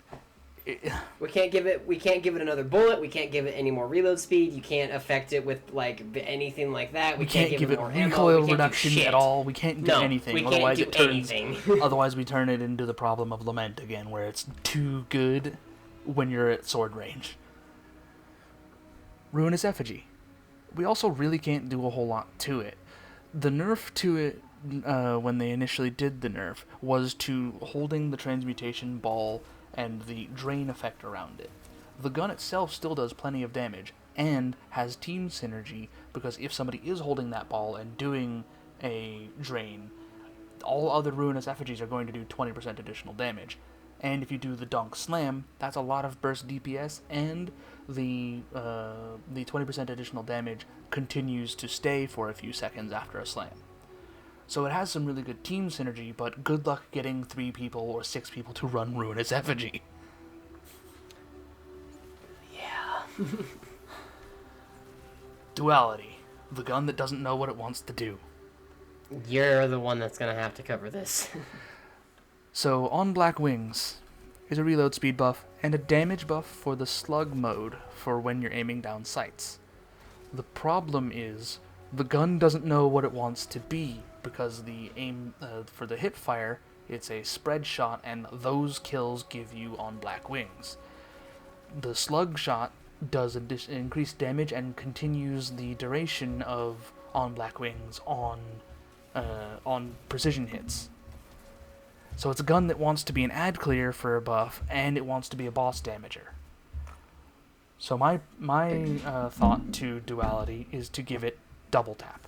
Every other precision shot returns 1, because the optimal use for the 8-round magazine is shoot like 5, or no, it goes up to 10. Yeah, it goes up to 10. So shoot 6, get your on Black Wings up to times 6, and then shoot precision shots. With double tap, you'll go from 4 rounds to 7, and these are pulled from reserves, obviously. So maybe we also would need to give it a small reserve bump so that we can cover the fact that it's feeding off of reserves a lot harder. Yeah. And I mean, that would make Duality do the thing it wants to do better, is be both an ad clear and a boss damage weapon. Right now it suffers at both, because 4 rounds of slug shotgun with a 6-round build-up isn't very good. But 7 rounds with a 6-round build-up is better, but still very situational. Yeah. And you won't get any of those rounds back on the hip fire at all, so you won't be triggering double tap from hip fire precision kills. Good luck getting those, though. Yeah. Our last special weapon / energy weapon. Our last energy weapon. We made it through faster than 45 minutes. Although, who knows how long Tinku's going to take. Tinku's Divination. Archer's Tempo. Alright, so on to power. Oh, no, I'm just kidding. Archer's Tempo would play really nicely with the causality arrows. Yeah. Yeah. Just give it Archer's Tempo to that way you can keep stacking shots up. Because what I'd like to see with Tiku's is that you could hip fire and then get 2 stacks and then have to hip fire again. Yeah. Absolutely. But if we're being brutally honest, if there was one catalyst out of the whole energy spot that we had to not get, Tiku's is amazing as of right now anyway. Right. Like, if Tinku's just... We could have left Tinku's at a nothing. Like, we didn't do anything. It's good. But we felt like Archer's Tempo would give it just that little bit more that it needs to really feel like a good gun. It's not even like a god-awful thing already that absolutely needs... It's not Hush, where it's only good when Archer's Gambit is active. Yeah. Alrighty. Heavy weapons after 40 minutes of energies. Oh boy. Holy Thankfully, shit. it seems like our list is much shorter because there's not a whole lot to do with heavy weapons. There are less of them. No. And the changes are a lot easier to talk about. So, first one is going to be Prospector. Mm-hmm. So, we have a really, really fun idea for Prospector to make it just a better gun to use. So, if you stick all 8 grenades to a singular target and that target does not die, it will refill your magazine from reserves once, so you'll get another 8, and then you can stick those 8 to the same target and explode all of them at once, dealing massive damage to the single target. Yep. But that's only if you stick all 8 to one target.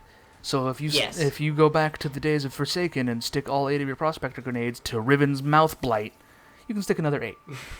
Stick another 8. Why not? The next two are real difficult, real hard, complex catalysts.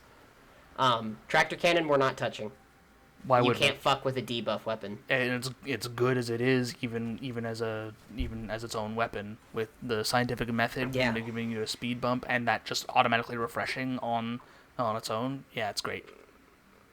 And the next one is the deeper pockets. Oh my god, the deeper pockets. The next one is the reason why we can't change it is because it is one of the best catalysts in the game. On a gun that's not that great. On a gun that's shit without its catalyst, and that is the Acreus. Yeah. And the Acreus catalyst. The Legend of Acreus catalyst turns the Legend of Acreus into an actual shotgun instead of this thing that tries to want to be a shotgun but is in a heavy slot. Yeah, you go from 2 bullets to 6 bullets. You double your reload speed. It's incredible. Yeah. Darcy. So this one is really, really. We got kind of inspired by some of the exotics that we've been seeing come out recently. So what we have decided was, while you're ADS, if you proc targeting adjuster on a target and then move off of that target, say due to recoil or whatever reason, you do not have to sit there and scope on that target to get targeting adjuster to proc. Once that target is scanned, as long as you are ADS, you have targeting adjuster on it. Right. So for as long as you're holding down your sights, you will still get the benefits of targeting assistant and not have to re-trigger it every time, because sometimes the things that you're wanting to use Darcy on, Insurrection Prime, will shoot you in such a way that your aim goes way off, and then you gotta get targeting assistant again. And it's like, And on the other thing, on a note for the gun itself, let us see the debuffs on target when we're scoped in. Darcy shows a lot of information in the scope. It shows how much health the target has, how much health their shield has, the distance. If there would be these little symbols to indicate different types of debuffs to show us what debuffs were on a target at one time, that'd be great. Oh yeah, absolutely. And that's not even like a big deal change. That's a change that some people probably wouldn't even notice if the symbols aren't very big. And they need to not be very big in order to not clutter the already really cluttered Darcy scope. There's already a lot of clutter on that, because you can see their shields, you can see their health, you can see how far away they are. Woof.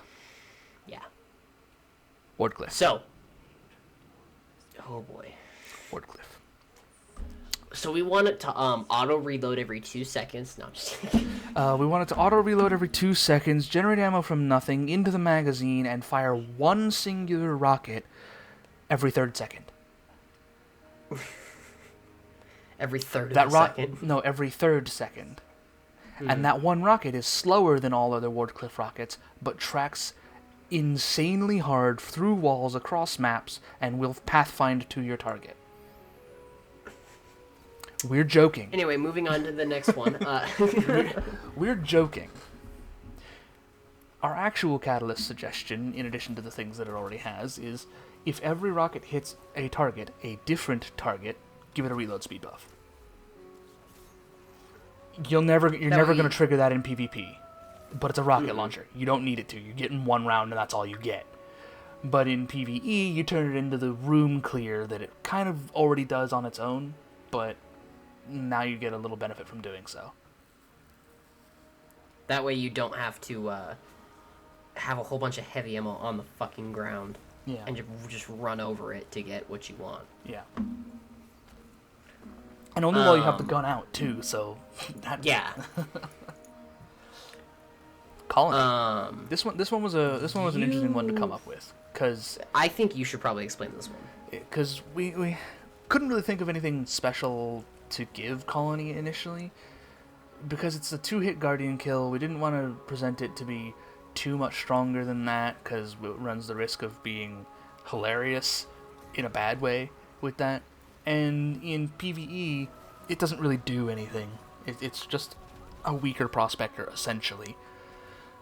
So we decided that giving it spike grenades, and it spawns the insectoid grenade on a direct hit kill, in addition to obviously being the impact of a grenade. So if you shoot it at a Guardian and one-shot kill them, and before anybody says anything, grenade launchers in the heavy slot already do that, and some of the special weapon ones do too. Mm-hmm. So we make it spike grenades while it's in the air, hit the target, kill. That then spawns an insectoid on the ground, an insectoid grenade on the ground, that will track onto the nearest target. This insectoid is not as strong as the spike grenades one, and cannot one-hit a Guardian. It is still the same insectoid grenade that you would hit normally if you shot it on the ground and let it run. So it'll still two-shot a Guardian, but you can get one kill and then a half a kill and clean it up. Which Colony already can do. You get a half a kill and clean it up. It's a bit more reward for precision on a heavy grenade launcher that you're not going to get a whole lot of ammo for in PvP. Yeah, it's not going to break it. Yeah, I think the next one's probably going to be yours because you're more in tune with this. Oh boy, of course. So, World Line Zero. The only thing that people use World Line Zero for that I know of as of current is if you're a hunter, you can do shadow dive skating, which is a lot of fun. I love shadow dive skating. But we want it to actually be somewhat useful in other instances. So what we have decided is that we would double the range that you travel on a Tesseract. Because honestly, Tesseracting with it doesn't feel like you go very far. It doesn't feel like it moves you any further or anything like that than swinging the sword. It feels, honest to God, it feels like a hunter dodge, basically. Yeah, it does not feel. It feels kind of like it feels kind of like what Bakris feels like now, just worse. Yeah. But the other thing is we want it to lock onto targets better. So what I propose is a system somewhat similar to Dark Souls, where a Guardian can look at a target and hit a button, and then it locks that target on, and then you can Tesseract and it will hit that target. Without forcing your camera to look at it, I would assume. Yeah, no, it's not going to change your camera angle or anything. You're just going to see an indicator on the target that will let you know, okay, this is the target you're locked onto. If you Tesseract, this is the target you're going towards. Kind of like the hold button on console for hold button to then hit the start button to interact with a Guardian and bring up that menu. So hold R3 and fill up that little circle. Similar to that, I would think. Yeah, even if it's just it outlines the imagine. So say you know how most weapons when they're outlining like with targeting assistant on like Darcy, say it just puts it in a blue outline. Yeah. Which would be enough to stick out because it's a different color. It's not red or anything like that. Yeah. That would actually be really, really good. Yeah, I would say that would probably be the way to go for it. That way you can hit the Tesseract for damage more regularly, which is what It Tesseract is good actually damage, wants too. to be. It was Falling Guillotine before we had Falling Guillotine, but it was never the as thing strong.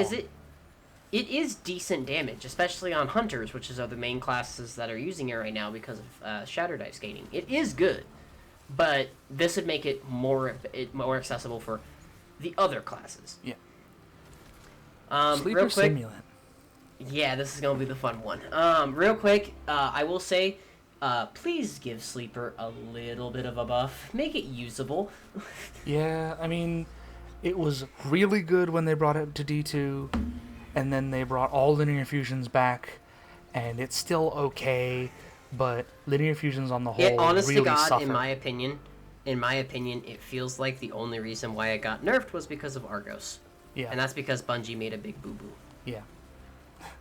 So, our proposed Catalyst addition, in addition to the slightly reduced charge time and the increased reserves, give it a damage buff per target penetrated.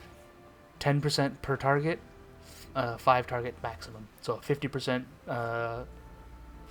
over penetration bonus at the end of it. And Sleeper is pretty much the only linear fusion rifle that can penetrate that many targets without something that like armor-piercing rounds. I was just say, Which I don't consistently. Which I don't think linear fusions can roll the fusion rifle equivalent of armor-piercing, but I'm not sure. I'm not sure either. And yes, linear fusions can over-penetrate targets. I do consistently, with my threaded needle, get 2 kills, but Sleeper's the only one who could potentially use all 5 of those targets, who could hit all 5 of those targets in a line if they were to line up. Exactly. And if you have a boss at the end of those 5 things, then bam, extra 50% damage to the boss. Or, a champion or anything like that. Yeah, whatever. As long as you can situationally line that up, sounds good. But of course, that's a situational benefit. And I mean, what other type of situation are you going to use a sleeper simulant or a linear fusion rifle than the situationally beneficial moment when it would be its best? Exactly. So please just give it a buff to make it usable. Here's the thing real quick before we continue. The marksman sight on Queenbreaker does the same damage as a sleeper sim headshot, and that is ludicrous. Please make it do... Bungie, I understand you don't want it to be like it was in Destiny 1, and I understand you don't want it to be broken like it was in Season 2, but at least make it viable. Right. Queenbreaker has always been the sleeper. Here's the thing. Here's my stance on it. Make it do 10% more damage than a normal linear fusion, and then if it's only going to have 3 bullets in it, make it do double the damage of a normal linear fusion. So say a normal linear fusion headshot is 25,000. Make Sleeper do 2 times that, so 50,000, and then another 10%.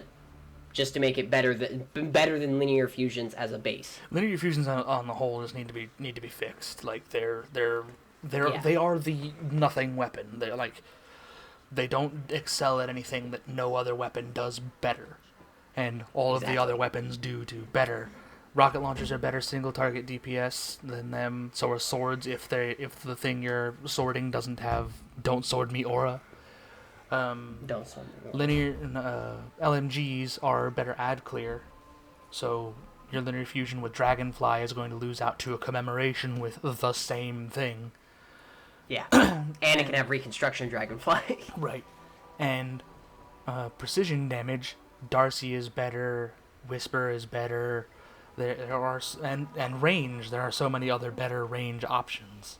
I mean, hell, even if you're only talking about charge weapons, 1K is better by a landslide. Oh, absolutely, and it's a heavy fusion rifle, so it's not even a linear fusion rifle. No. So we brought up these 2 weapons actually, Whisper of the Worm, and 1K. Yeah. Those are our next 2. Whisper of the Worm and 1,000 Voices. Let's just start with the easy one. We can't touch Whisper. We can't touch. We can't touch Whisper. Make White Nail trigger more consistently. Otherwise, we can't really do anything to Whisper. because Bungie has changed it to be the way they want it to be and have not touched it since, other than the broad sniper rifle nerfs that go out every now and again. Because Bungie introduces a boss that sits far away and doesn't want us to snipe it. GOS was the weirdest. So then we xenophage it. Yeah, so then we xenophage the not quite a sniper. But they changed it so that it pulls from reserves instead of generating ammo from nowhere, because it was a hilarious sustain. It was way too good, and everybody knows it. Even if they say they don't, they think it wasn't too good. It was too good. It was powerful. It was really powerful. Yeah. 1K, super simple. Give it deeper pockets. Let it have more ammo. Make it go from 7 to like 11 in terms of total shots. Yeah, just give it some more ammo, because that's all it needs. It does really good damage. I don't want to fuck with that. Yeah. So, the next gun, however, is a fun one. Two-tailed fox. So, two-tailed fox. First of all, there's a flat-out gun change to this one. Make the solar rocket, apply the melting point debuff, which is a vulnerability debuff, so the target takes more damage for the duration that the target is burning. And before anyone sits there and goes, wow, that seems really broken. Well, tractor cannon lasts 11 seconds, so... Actually, I think they brought that down. I think all they brought it down, but damage buffs are the same length right now. They are right now, so even if you make it the same length, even if it's only 5 seconds... That's about how long the burn lasts, honestly. Yeah, it's about how long the burn lasts. So... and then the catalyst, make it auto-loading. It's a debuff weapon. Make it feel like it's okay, I'm going to pull this out, shoot, he's debuffed, go. Yeah. And then it'd be great. I'd love to use Two-Tailed Fox. The double tracking rockets, the 2 rockets having different uses. I'd love that. Yeah. But make it a debuff weapon. Right.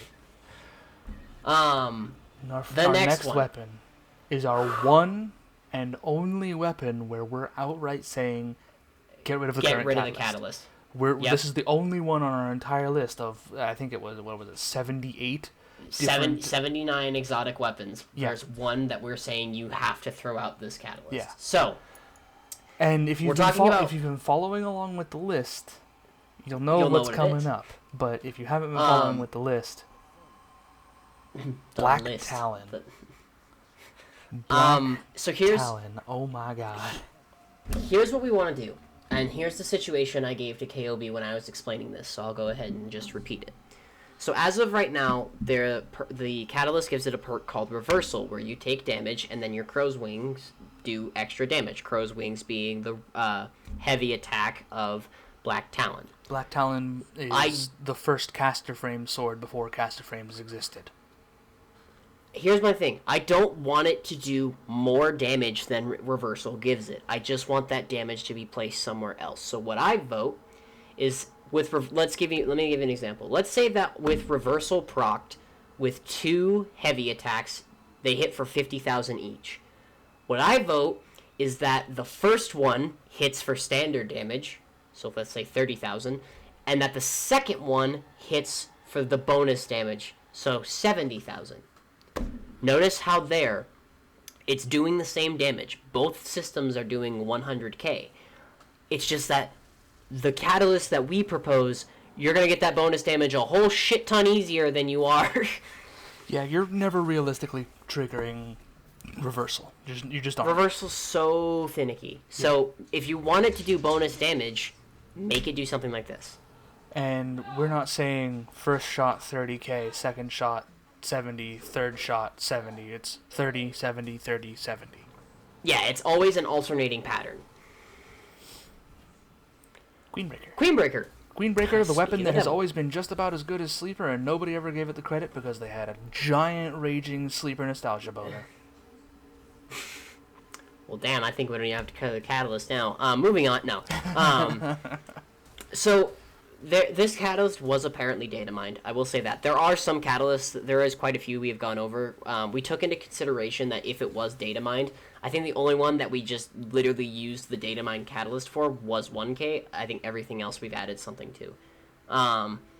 So for Queenbreaker, excuse me, excuse me, we want the Data Mine Catalyst was apparently going to give it plus 20 range and plus 20 aim assist, which would undo the nerf that it got back in Season of the Drifter. What I vote, however, to avoid the problem that we had last time, was that both sights get that plus 20 range. But the Marksman sight gets plus 20 aim assist, and the Combat sight gets plus 20 reload. Whatever that ends up meaning for reload speed on a linear fusion. Yeah. I feel like it would make the weapon just function a whole lot better and do a lot better, and I don't want to have the whole 120 aim assist debacle all over again. Right. Thunderlord. Oh god. The Thunderlord. Actually, the Thunderlord is in a pretty good spot for most situations that you would use it in, and actually it is a competing damage dealer for Tenix, if you would believe that. No, it isn't better than Anarchy, but it is a competing damage thing if you don't have an Anarchy, as an example. But if you don't have Anarchy, you're probably also going to be using something like Cloud Strike, which is better, while you use your heavy for your non-exotic heavy for the ad clear. But our catalyst effect, I don't remember if we have any idea on what the Thunderlord catalyst may be in the future. But what we would like to see is that kills with the lightning strikes that it generates refill the mag from reserves, whether that be sustained shots on a single target, striking lightning, and that lightning gets kills in the area around it, or if the lightning from a kill on a smaller target, refill the mag off of that. Yeah, just as long as if the lightning is getting a kill, you're refilling your mag from reserves. Yeah, that's all it really needs. Anarchy. There's one thing we can do without raking this gun. We can't make it do double ticks, you can't make it shoot faster, you can't make it hold more ammo because it's already the most ammo efficient grenade launcher in the game. Give it reload speed. Yeah. Reload speed is the primary thing that it would need in any situation where you're going to use it. The main example where anybody's going to see an Anarchy is the aforementioned 10x DPS, where you're running your double slug and your Anarchy. The thing is, you're trying to reload 3 guns if you don't have auto-loading holster on any of them, or reconstruction if you're using Heritage. So, giving Anarchy a reload speed buff for its catalyst would be the thing to make that a little bit more manageable, where you can switch to Anarchy, quickly reload your shots, shoot your 2, and then switch back to your other thing and get your reloads in. And yes, Anarchy only needs 2 damage, 2 grenades on something to do maximum damage unless he is a chonky boy like Galran. And we don't want to give it auto-loading because then it's just going to make Anarchy way too powerful. Yeah. The Guardian needs to pull that drum out. Yes. We got only a handful left. We're almost there. We're almost done. Congratulations for making it to nearly the 2-hour mark. The 2-hour mark, you're almost there. Truth, give it deeper pockets and a plus 10 to reload. It's already got 3 rockets in the tube. There's not a lot you can do to it. It already has that aggressive heat-seeking. Oh, dear lord, that aggressive heat-seeking. Target locked. Aim vertically. Alright, they're dead. Javelin! Yup. You know. So, not much we can talk about on that one. I think it's in a good spot. Yeah. Deathbringer. Deathbringer. Make the balls have to travel less distance for max damage. They have to travel a really long distance to get max damage. Make them travel like half the distance to do max damage with this catalyst. Seriously. It's ridiculous. Yeah. And not even do more damage if they continue to travel past that. Just get the ramp up through faster. Yeah. Next one's all you. Xenophage. This one is, well, I can't really claim full credit on this one. We have to give a shout out to Kujay again, 2 episodes in a row. Go Kujay. He suggested Feeding Frenzy on the Xenophage Catalyst to help it with some ad clear stuff. He even suggested a source for it, but if you want that, you're going to need to go watch his videos. We're not going to totally steal his ideas here. No. If you want to go see his full idea, go check out Kujay. He's great. Also, if you're curious about a lot of stuff we talked about in the previous episode, go check out his Iron Banner episode. It's actually really good. Yeah. The feeding frenzy thing for Xenophage will really make the gun better than just boss DPS capable. And that's the thing that Xenophage suffers in, is anything that isn't big target DPS. Because it reloads really slow, it only has a few rounds in it, and it's going to kill everything that it shoots in one shot. Mostly. So just give it Feeding Frenzy so it can help with that ad clear stuff. Not because it needs to be the ad clear dominating thing, but so that you can take some of the heat off of yourself and then still put a full clip in the boss. So it can still go back to the base idea of what an LMG is, which is a ad control weapon. Yeah. And then you can still go back to dealing damage to the boss with a full 13-round clip. Yep. We talked about this one. We advertised this one so that way people would come and check this out. And of course it's near the end. Yeah, near the end. Leviathan's Breath staggers all champions. It penetrates barriers, it stops overloads, and it staggers unstoppables. The extra quiver size, obviously keep that as a change, but... It doesn't penetrate barriers. No, it doesn't penetrate barriers. It hits them and they explode. No damage underneath there. It doesn't fully pierce like anti-barrier rounds do. Just hit it and the shield goes. But I mean, it makes sense for it's the heavy bow, and you're basically shooting a rocket out of your bow. So let it hit hard, stagger those champions for unstoppables. It does that already for the unstoppables. Let it make those overloads think twice about spamming teleport at you, and here's the thing too. Give it a benefit. Literally, the name of the gun is Big Game Hunter, and you can't tell me that champions don't classify as big game. Right. I will say this right now for this next one. This next one does involve a data mine, and it is apparently going to be something that is coming out this season. If it is something that you do not want to hear, and you do not want to hear the spoilers of a data mine, there will be a timestamp. There will be a timestamp up on the screen that you can skip to, and it will skip the exotic weapon that we are about to discuss, so that way you do not ruin it for what may be coming out this season. We know that it is coming out this season. We just don't know if what we're about to say is the actual thing that is going to be on the weapon that's coming out this season. So, we're going to keep this very short and not just go into too much detail so that it's only like a minute or less skip. But yep. So begin your skipping now. Okay. All good? Yeah. Okay. We're going to talk about Heir Apparent. Heir Apparent, according to the data mine that we have, is the shield is going to have more of more durability, and it's going to partially refill your magazine on shield break. Our addition to that is that you get a 20% damage buff until you stop firing or until the shield recharges. And I don't think that would be too. I don't feel like that would be too big of a damage buff on the gun, because 20% is already what we see from things like Frenzy and Lasting Impression on rocket launchers, and we see 35% out of One for All. So 20% doesn't seem too bad, and as long as you maintain your fire or the shield recharges, there's enough of a duration that as long as you're continuing to be in combat, you'll have benefit. The next one. Eyes of Tomorrow. So, we want the Catalyst to bring back what is apparently a bug where 4 kills with any weapon triggers Adaptive Ordnance. Then let the Catalyst do that. And that holy not only fuck does Eyes of Tomorrow need it. Right. Not only was that 4 kills with any weapon, it was also 4 kills without reloading rapidly. So it wasn't just 4 kills. Pause. Not for every weapon. Yeah, some of the weapons were and weren't. Some of the weapons were bugged. Yeah. But that was the general rule of thumb, is if you got them quickly and didn't reload, it would work.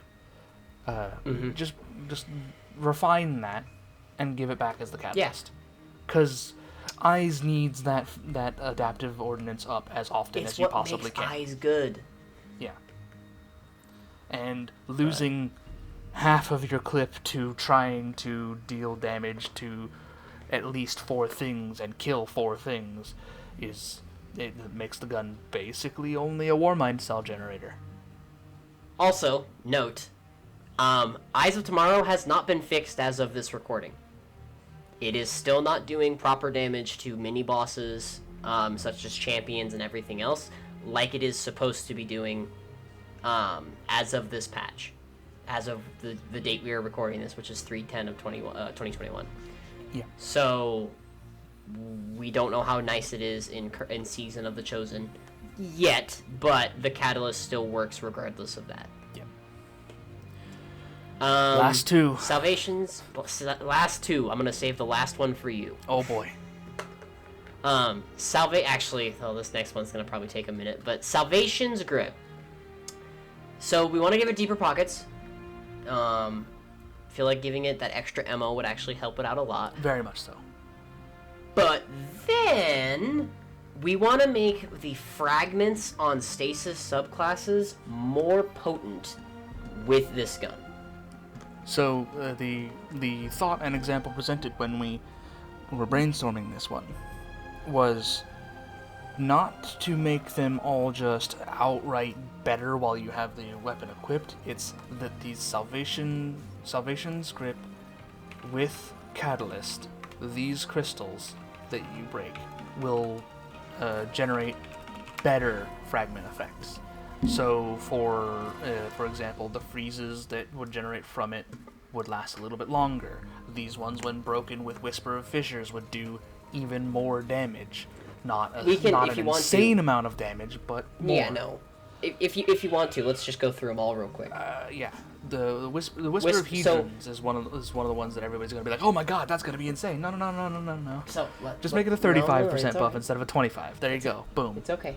So let's just go through it. So Whisper of Bonds. So defeating frozen targets grants you super energy, while defeating a target frozen in a Salvation's Grip gives you more super energy. Whisper of Chains. When you're near frozen targets or a friendly stasis crystal, you take reduced damage from targets. Even more reduced damage. More of a resistance. It goes from 25% to 35%. There you go.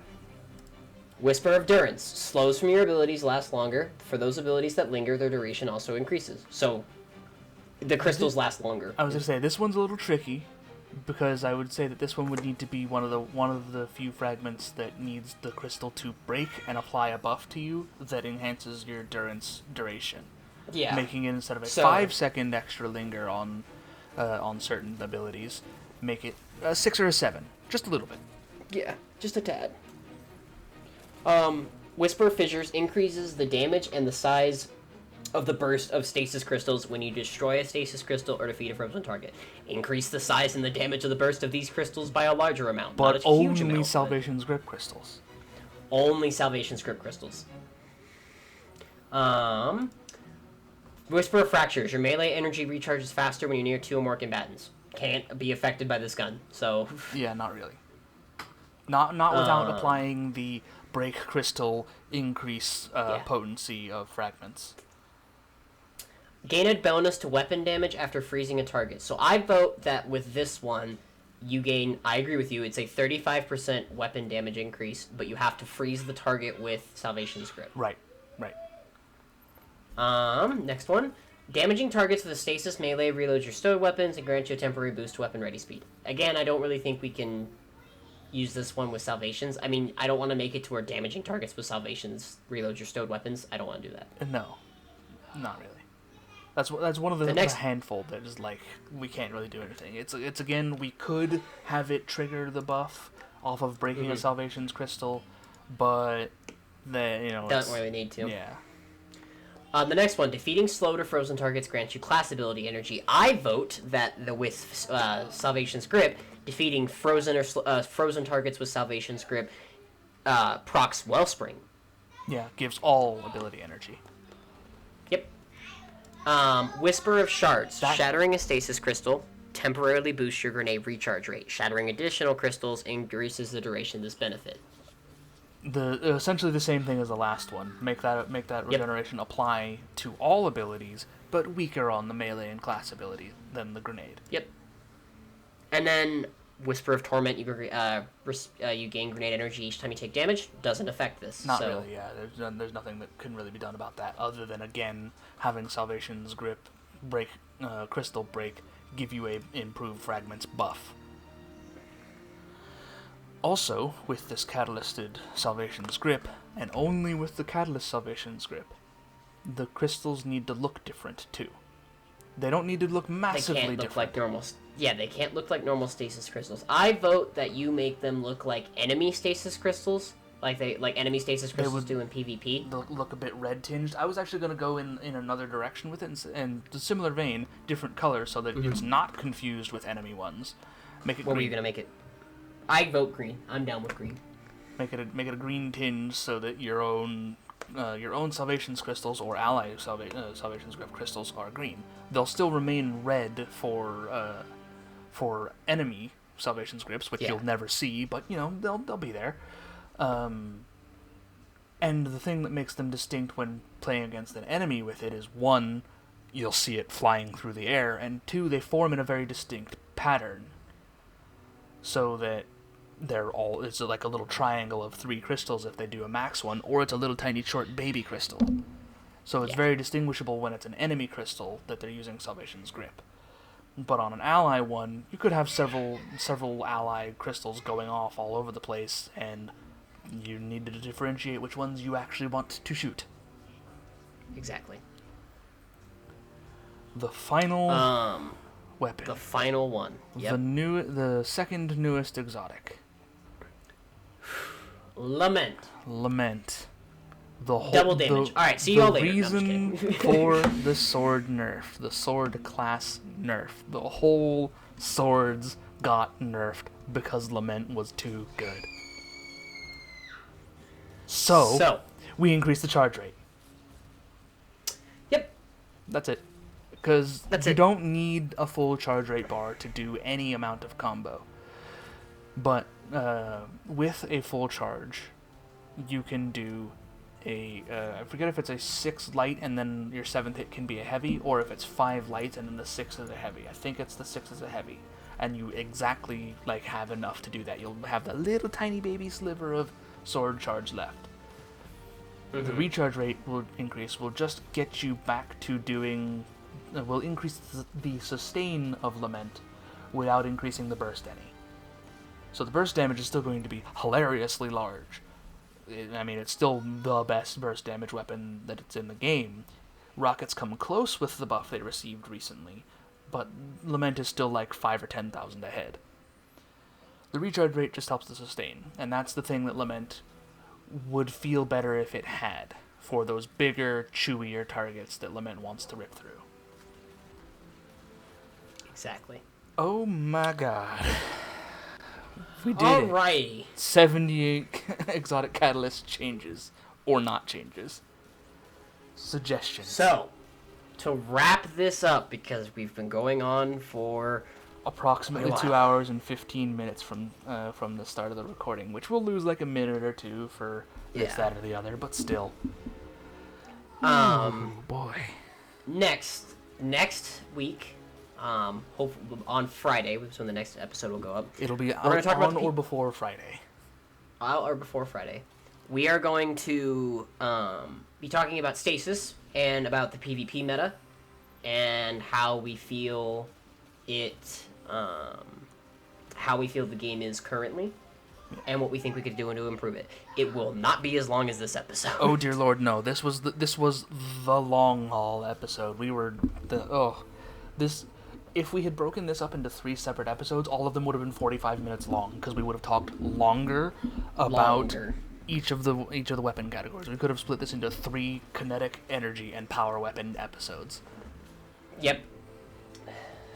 But that'll be next time. That'll be next week. Yes, that'll be next week. As far as this week's episode, we are I think finally done. I was going to say, I think we're finally done. For those of you who have made it, congratulations. 2 hours and 15 minutes is a long video. Long video. We hope we very appreciate it. We hope we've made your random farming in Destiny or whatever you're doing with us in the background. We hope we've made that just a little bit more tolerable or enjoyable. And that's really I the hope goal. your job is going better. Yeah. But we'll see you all next time. And thank you all for stepping into the Traveler's Void.